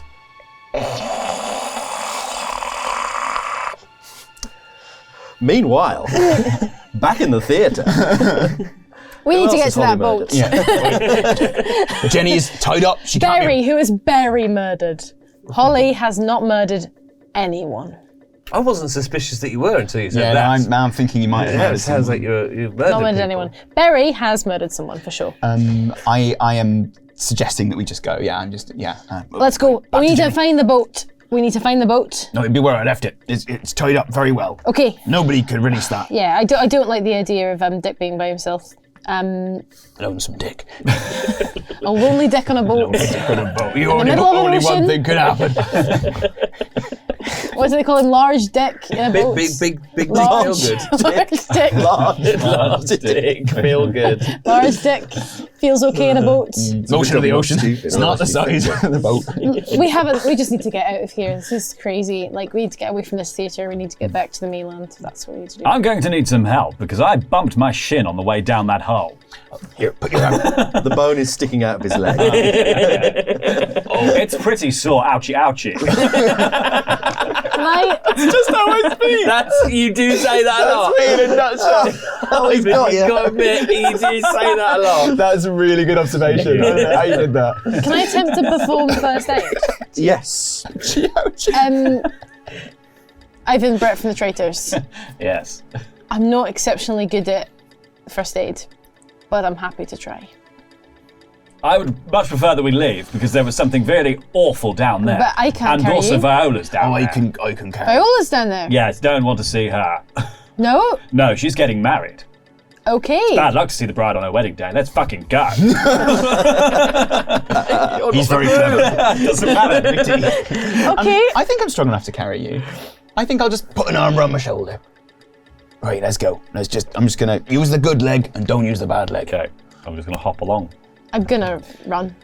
Yeah. Good luck. something Break a for me leg. Not another one. Well, Oh. you start running your way through the auditorium, presumably, up the aisle, and then from the trapdoor you hear this high-pitched whistle. At which point the balcony, that's the upper circle has already collapsed. You hear this groan, this big, heavy groan of wood and metal, and the entire balcony just goes and drops down in front of you. So can I have probably dex rolls for everyone, or maybe dodge rolls? Dare I say? No, dex rolls. Let's have Dex. dex. How about Dex? Whistling is also unlucky in the theatre. Yeah. It is, as you know why. 28, that is You'll a make the hard balcony success. In fact, wouldn't extreme success help me anymore? Probably not. No. No, then hard is fine. 27, that's a success. Right. Mine is I rolled 56 on 45. I probably have to push the roll. Okay. I'm going to make Danny Minogue carry me more. Jump in my arms, sir. Carrying Ivan back from the Traitors. Fantastic. Can I carry my own body weight? We'll find out. Oh, it's 31, so that is a success. Leap into my arms, sir. You leap. Your leg really hurts when you do this, but you leap into Danny Minogue's arms. What an image! Ivan Brett from the Traitors in the arms of Danny Minogue, who is also Ivan Brett from the Traitors. Roll sanity. That's also my wildest dreams come true. I'm being carried Who by is Danny also Minogue, Danny who's also Minogue. I wish I knew one of Danny Minogue's songs so I can make some sort of funny pun about Or I this. wish you were Danny Minogue. Oh, look at the call sheet. Oh, they shot at Danny What Minogue. if two people had turned up being like, I'm going to play another person at the table? And one of them was Danny Minogue. Tell you what, if you get this video to get enough views, we'll get Danny Minogue for the next one.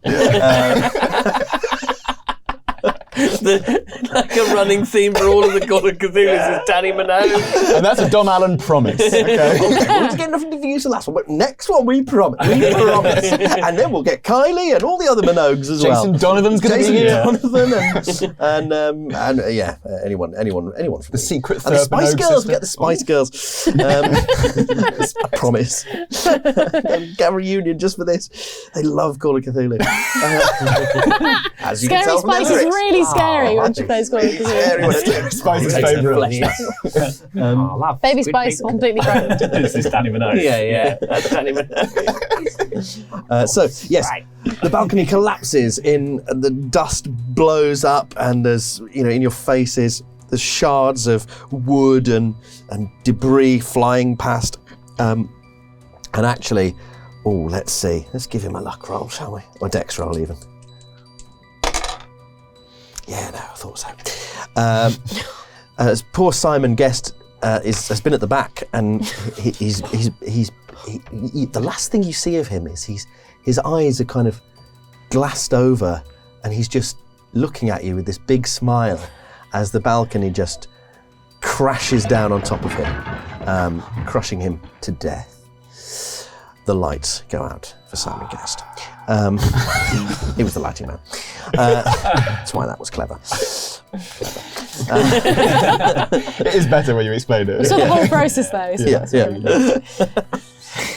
This is the joke. This joke. And actually, let's have sanity rolls for Sid. Oh yeah. Oh. Because he's been such a well-developed character, obviously you've got strong feelings for him. We haven't only just remembered he exists. I got a 95. Oh dear, you were very close to Simon, weren't you? Secret lovers. I'm fine with a 37. I'm lovers. okay. Yeah, you know. Secret you know the guy. lovers. I rolled 14 under 38. You hate the guy. You're Yeah, glad he's dead. He's just a member of the crew. I hate you. I don't say this out loud. That's the most realistic thing you've said all day. Oh dear! Oh no! Oh horrible! You really loved Simon Guest. I think you probably were having an affair because you lose 6 points of sanity. Oh, fuck me. How many are you on now? 38. 38 and you started with 50? Yeah. Oh, Well, you've lost. That's over. That's over. Lost 5% would be 40, so. Yeah. Yeah. How many? What? If you lost 10, 10%. Yeah. you'd I've only just gone over 10, but yeah. yes. So 5%, in Call of Cthulhu, if you lose 5 points in one go, you'll run the risk of going temporarily insane. But Holly has lost a 5th over the course of one day, so she's gone indefinitely insane. Acting perfectly sane before. Yeah. I mean, you haven't. can't wait to see what happens. I mean, when people go insane, they might do really horrible, crazy things like kill someone. Yeah. Or attack someone just for screaming. Yeah. I was trying to help her. Shut up. She was in pain. I don't care that your ears are bleeding. yeah. This will take your mind off it. Where is the boom mic right now? Kick it away! Well, I've got a knife. I don't need no boom mic. 8. All right, Holly, this is always interesting if it's random, I think. So give me a D100 roll and tell me what the number is. You got it. 64. 64, you say? Well, here's what happens. You, I don't know how quickly you guys notice this, but Berry Corbett has frozen in her tracks and is sort of mumbling to herself. And she turns around and is just looking at the auditorium and shaking her head really slowly. Because what you see, you're drawn by the sound of applause, an entire audience applauding something. And you turn round and the audience is full of people, all dressed in their absolute best, all applauding something. And then they all stop in unison and turn and look at you with their dead eyes, dead faces. And you've developed necrophobia, which is fear of the dead. Oh, no. And you're in a theatre full of them. I don't like the dead. I don't like eyes. Don't like being seen. I'm leaving. Man, we got to go. I'm going. No. I'm just going to try and keep running. Well, unfortunately, your exit is gone because the balcony's collapsed. Is there any other way out? you'd have to go and have a look. There's probably, you guessed them, it's probably a stage door of some kind somewhere. Okay, yeah. In the wings. Yeah, I'll carry... be. This way appears blocked, Danny Minogue. Quick, you must carry me to another safe exit. All right, Ivan Brett from the Traitors, I'd do anything for you. I'll just start lugging him. Okay, great. What are the walls made of? How strong are they? They're brick walls. Brick walls, yeah. Can't get through them. Could a boom mic break them? Could Barry wielding a boom mic break them? I'm just going to start slashing at the dead people. Okay, you start. They don't seem to react to you at all, and they're clearly panicking about something. They've stood up and they're looking around. It looks like they're trying to escape as well, and they start running all over the place, screaming. You can hear them screaming. It's horrible. I don't like this. Barry, we got to go. We got to go find another door. Miss Corbett, what's going on? They're everywhere. Who's everywhere? All the dead people. What are they doing? They're running and screaming. Ivan, you got arms. Grab her. I'm mind of busy. You want me to hold Barry Corbett while you hold me? Just link arms. Just link arms. Just okay. Lead her. Okay. This is a complicated image. Just bear with me. And like a toddler, it's like, hey, I get here. Just keep your eyes shut, Barry Corbett, and let me regale you with tales of me on the Traitors. I'd be interested in hearing those too. Well, you just hurry up and run. I'm going. Please. We need to get out of here. This is torture. As you're running up onto the stage, are you? Mm-hmm. As you run up hang on. Is there another way to get to the stage door? I mean, is it just onto the stage and round? There's no pretty sort of much, side yeah, door? through the wings. Oh, maybe there's a side Just door. the exit? Sure. Straight into the wings. I don't want to go onto the stage. That's where bad things are. Oh, actors. As you're running to this side door, you see on stage some of the dead people have stormed the stage, and one of them is holding that knife that you saw, and is like, they're dressed more like an actor in some sort of play, and they're doing something. But then, out of the trapdoor, this water starts to bubble up, and a figure rises out of the trapdoor. This weird-looking man, like a phantom, or at first you think, because they're wearing a mask, but then they take the mask off, and you realise it's more like a creature from the Black Lagoon. Hammer horror references. Because the upper part of the face is like a man's, but the lower part is just this beard of tentacles that are writhing and twisting, and his eyes are deep set, pale white eyes, and he's just looking at you. And then rising up next to him is Viola, and he points and screeches, which perhaps you see as well. Oh, is this a guy? Oh, yeah, it's real. Is this a guy that you saw earlier? This guy here, yeah? This is the fucking guy. That's sanity rolls. Okay. Not you, because you're already. Whee! Oh man, my rolls have been great. 17. That is a good one. Fantastic. I rolled 27, so I've also passed. Fantastic. You both lose 1 point. Still got my 36 knife. now. And so you manage to rush into the wings. Yeah. And the building's starting to shake now. There's this horrible quaking that's going on. And you find the stage door. And what do you do? Kick it down. I haven't got any arms free. Okay. You kick it open, and it opens onto, like you can see the cliff edge just like about 2 feet away. It looks like there used to be more, it's crumbled away over time. Oh, okay. And now you realise that it feels like the whole island's vibrating, and the sea is smashing up some of the cliffs, and that there's that horrible trumpeting noise again, and you can hear it coming from over to your left. You've got a really clear view of the rocky promontory where the standing stones are. You realise that's where it's coming from, this noise. Okay. Like that, is it? Oh, Crivens. Okay. Yeah.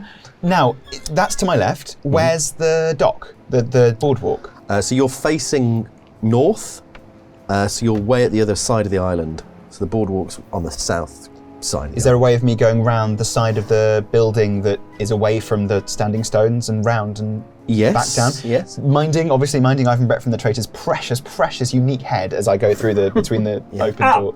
Ow! Ow! Sorry, sir. Ow! Sorry, sir. I keep not quite getting you through there, sir. Yes. But it's that cliff edge is very close, isn't it? Be very careful, sir. It might need some sort of dexterity roll. Okay. I don't want to drop me. 95. Oh boy! But I have 50. Okay. Does that mean I don't fumble? That you don't fumble, no. But I do fail. You fail. You can push I'd it. like to push it, please. Okay. I am going to, at this point, I'm going to ask him, sir, I think it's time for you to put one leg down again because I can't hold you like that. So I'm going to lower him down so he's got one leg. I'm still going to be holding him and we're just going to be sidling, backs against the wall, scaling around the side of the building with him hopping. I think you're coming too. Oh yeah, I'm coming behind you. Oh Jesus! That's 100. Oh no! On a push roll! Oh no! On a push roll! Whatever you do, spare Ivan Brett from the Traitors. So let me just get this image clear. You're carrying Ivan, and you're dragging. Yeah, well, he's got one leg on the ground now. No, so I'm holding Berry's hand. Yeah. Okay. I've got him so that his other leg doesn't have to go on the ground. Yeah. And we're just. I'm just scaling along, facing back to be able to look at the guy and like have the thing out as I kind of back out.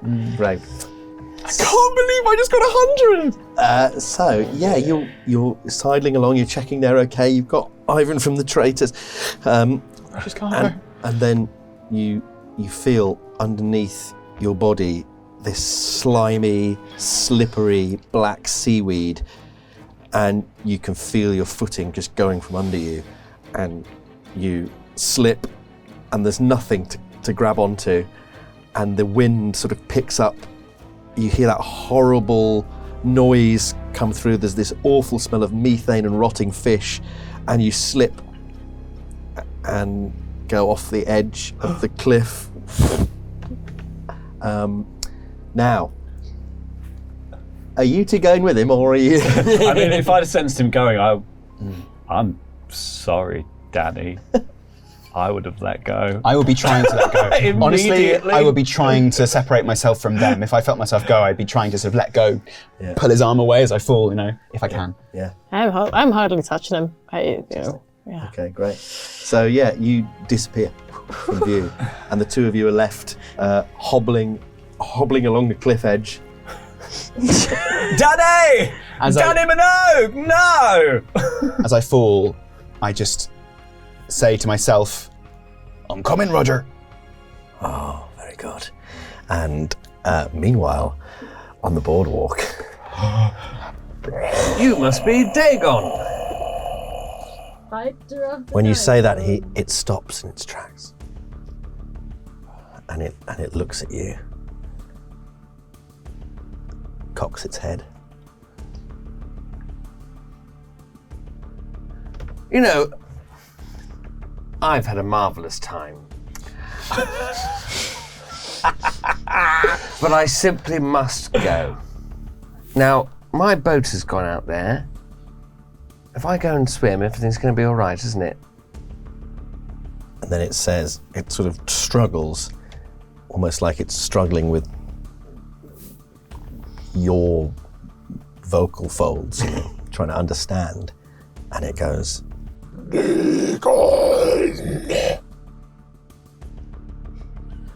Yes, very nice to meet you. I'm glad I correctly identified your name. Dagon is your name. My name is Sir Richard Feelgood, otherwise known as Dick to my friends, and you could be my friend if you let me. I'll see, and I'm just going to dive into the water. Bamboozling. That should do it. You dive into the water and you start swimming like crazy, and you hear behind you, it shouts, To Dagon.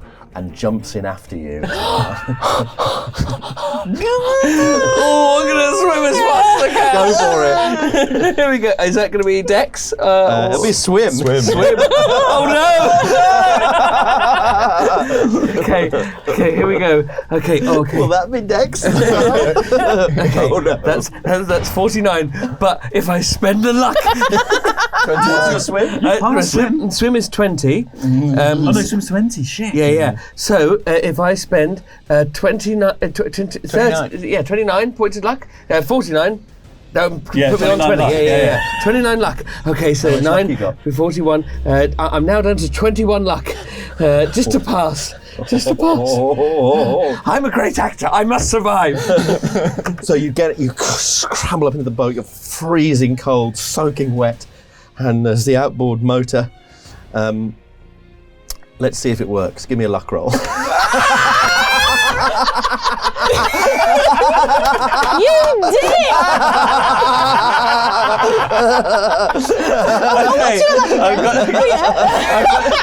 You dick! I got 21 luck. Here we go. One more point than you got in swim. Here we go. No!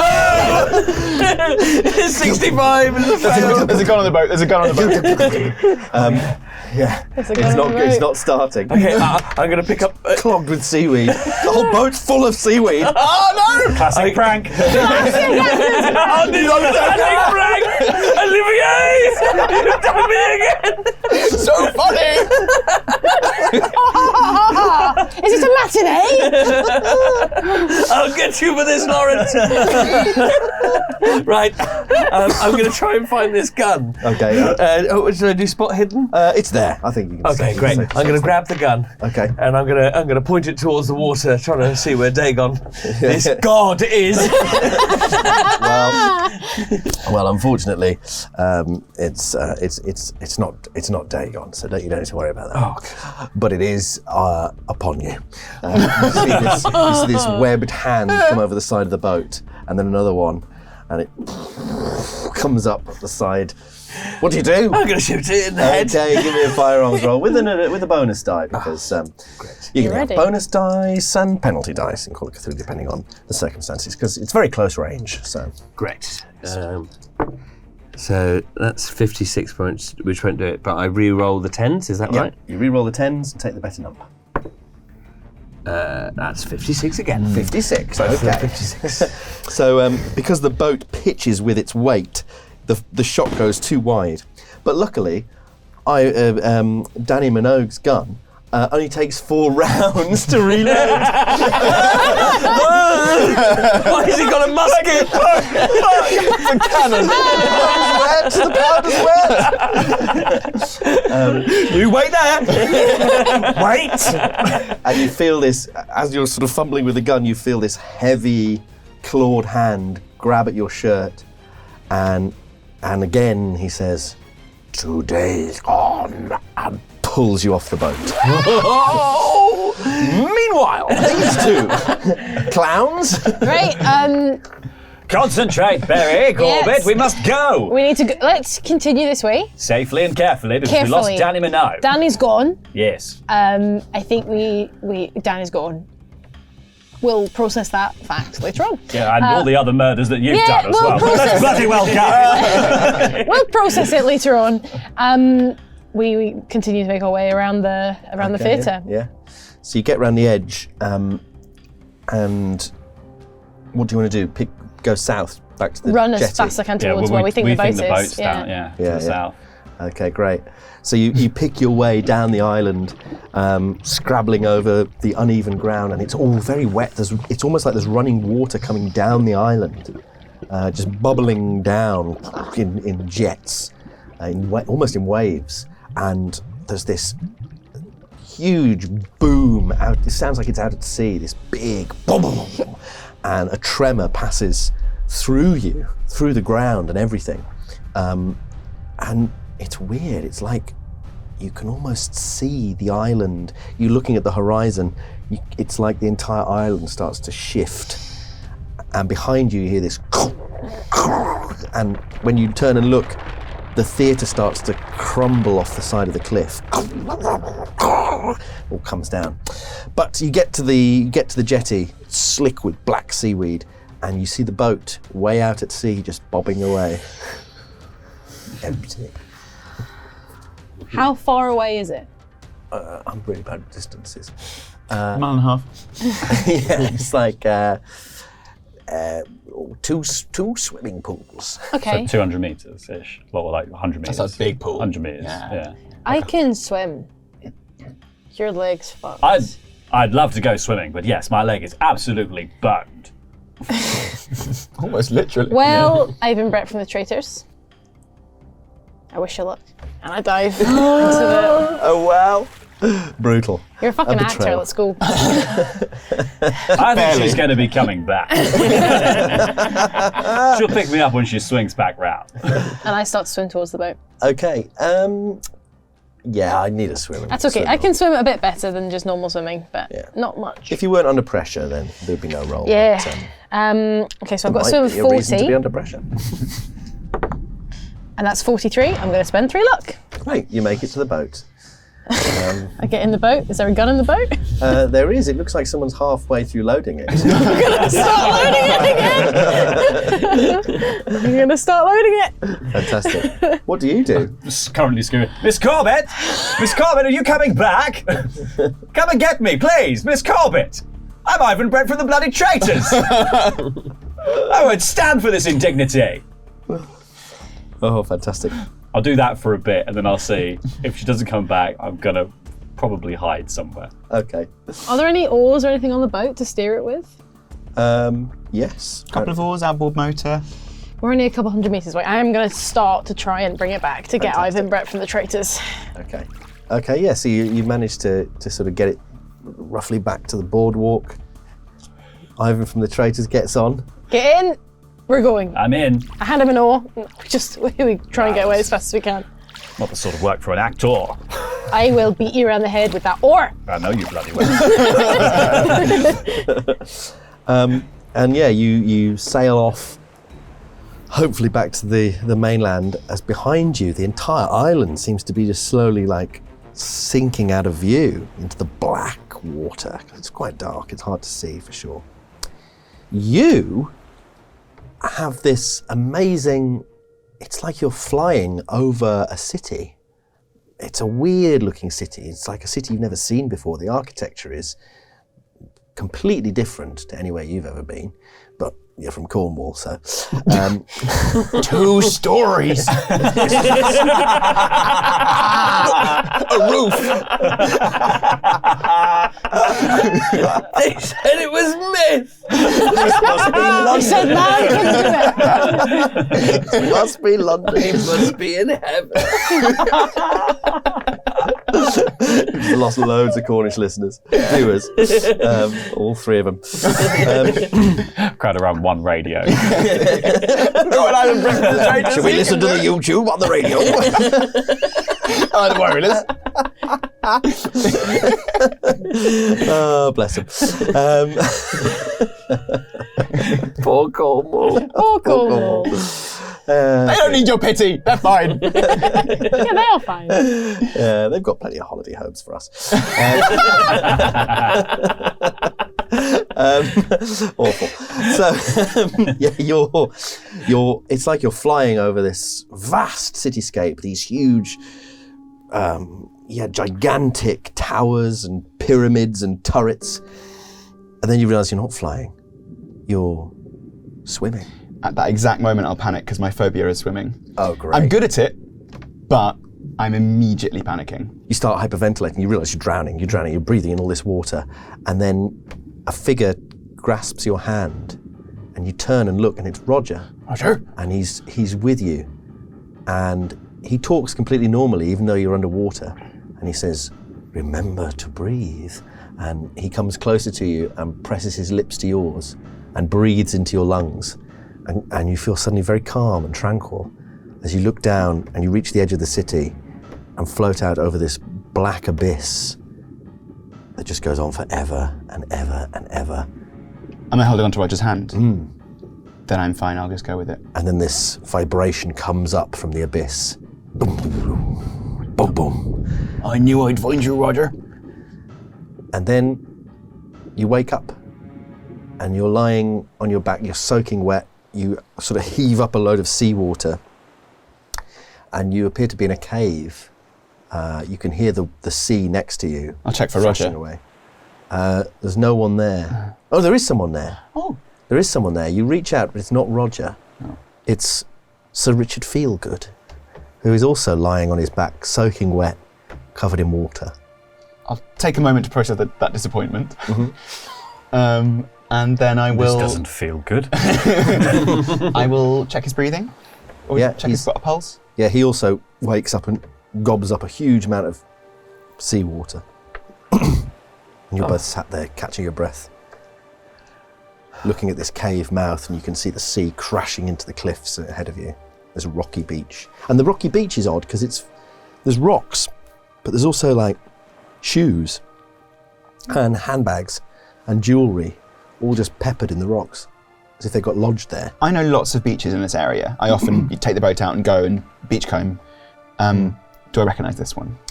It's one you maybe recognise from a distance, but you've never been on before, which is on the north side of the Desno. Desno. Yeah. And you're sat there for a while, and you see something you've never seen before. I don't know if you've ever gone into this cave, but you've never noticed it before. To the right is a face carved into the rock that looks exactly like that statue of Dagon in the wings.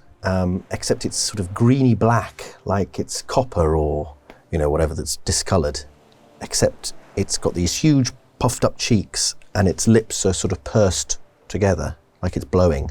But the lips are shiny, sort of copper coloured. In a statue when people touch it in one place or something, the lips are completely smooth and shiny. And it seems to be part of some sort of chimney that goes up. I wish Ivan Brett from the Traitors were here right now. He'd be able to solve this one. I'll grab Sir Dick and I'll say, I think we should... I thought I was dead, so this is all added time. Should we go and have a look? I suppose there's nothing else for it. Do you need any new boots? I would love new boots. pick up a boot from the beach. Thank you. This is in a child size. I'm sorry, sir. I'll see if I can find your size.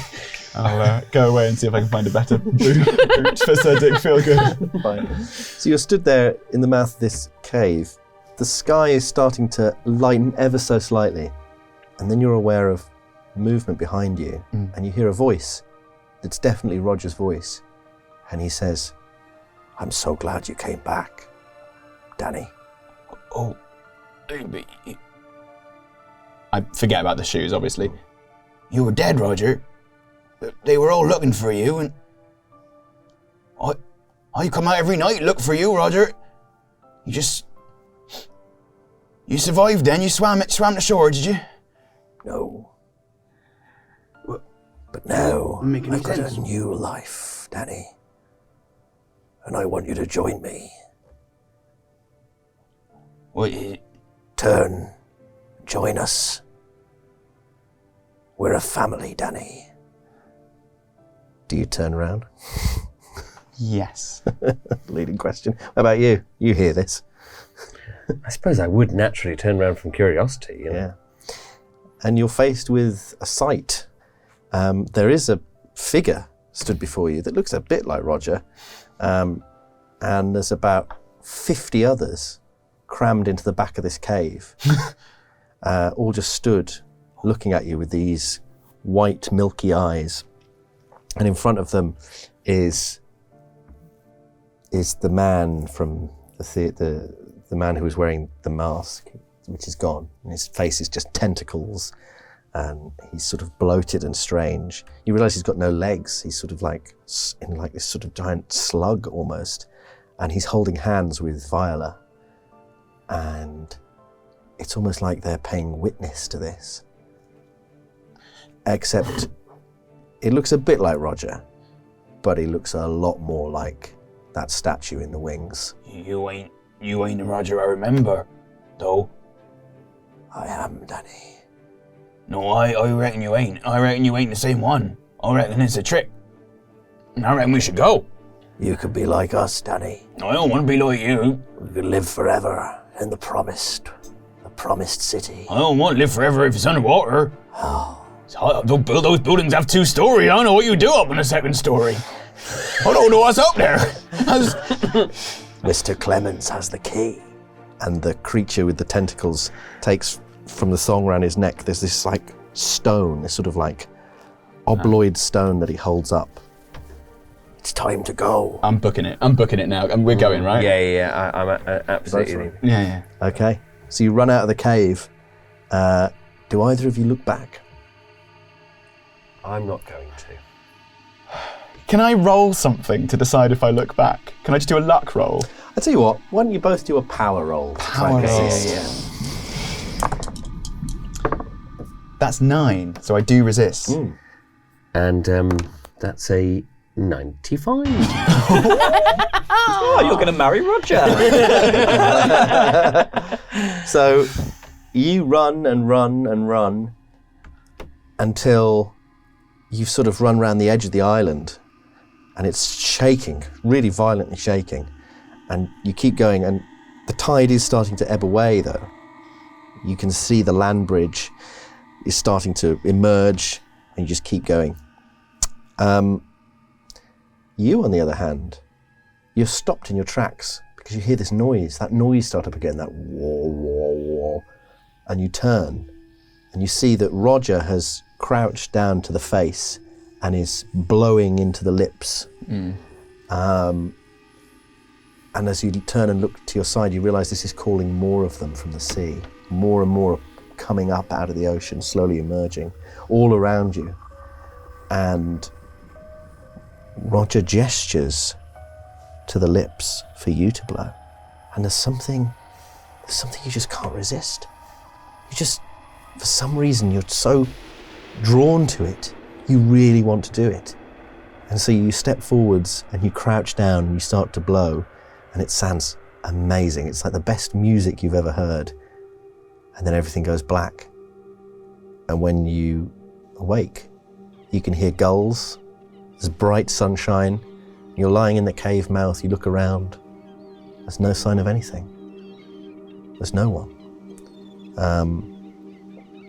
You feel something in your hand. Something's been pressed into your hand and is over your chest. And then a figure blocks the sunlight, and it's some sort of sailor. You know, he's like in his big yellow waders or whatever. He says, "Hello, sir. Are you all right? We heard there were people making shooting a film last night. Only there was a terrible accident. The theatre collapsed. Did you see? Are you okay?" Yes, I think so. I don't really know what's happened. There was some sort of terrible earth tremor. Brought the whole theatre off the cliff. You better be coming with us, I suppose. We'll get you back. Yes. Was it just you? Shooting the film? Oh, well, I see you got your footage. And when you look down, you're holding a tin, like a film reel tin. And wrapped around it with a leather thong is that obloid stone. I suppose... Wait a minute. I know you. You're that Ivan Brett from the Traitors. Can I get your autograph, sir? My name is not Ivan Brett. Fine. Yes, all right, yes, fine. Oh, well. And he starts walking you back along the beach. I can't wait to see your movie. Sounds like it's quite the treat. This is worse than hell. And slowly, as the tumultuous waves of destiny recede, leaving our intrepid crew standing amid the ruins of dreams and dread, the camera pans upwards to the first light of dawn breaking over Desnow. The screen fades to black, and the credits roll. And if you enjoyed this RPG content and you want more, check out other videos on Chaotic Neutral here, like our Dungeons and Dragons campaign, which was excellent. And for even more content, go to the Patreon, where there's the entire uncut Dungeons and Dragons stuff. See you there. Goodbye. Brilliant. Off you go. Off you go. Go and do it.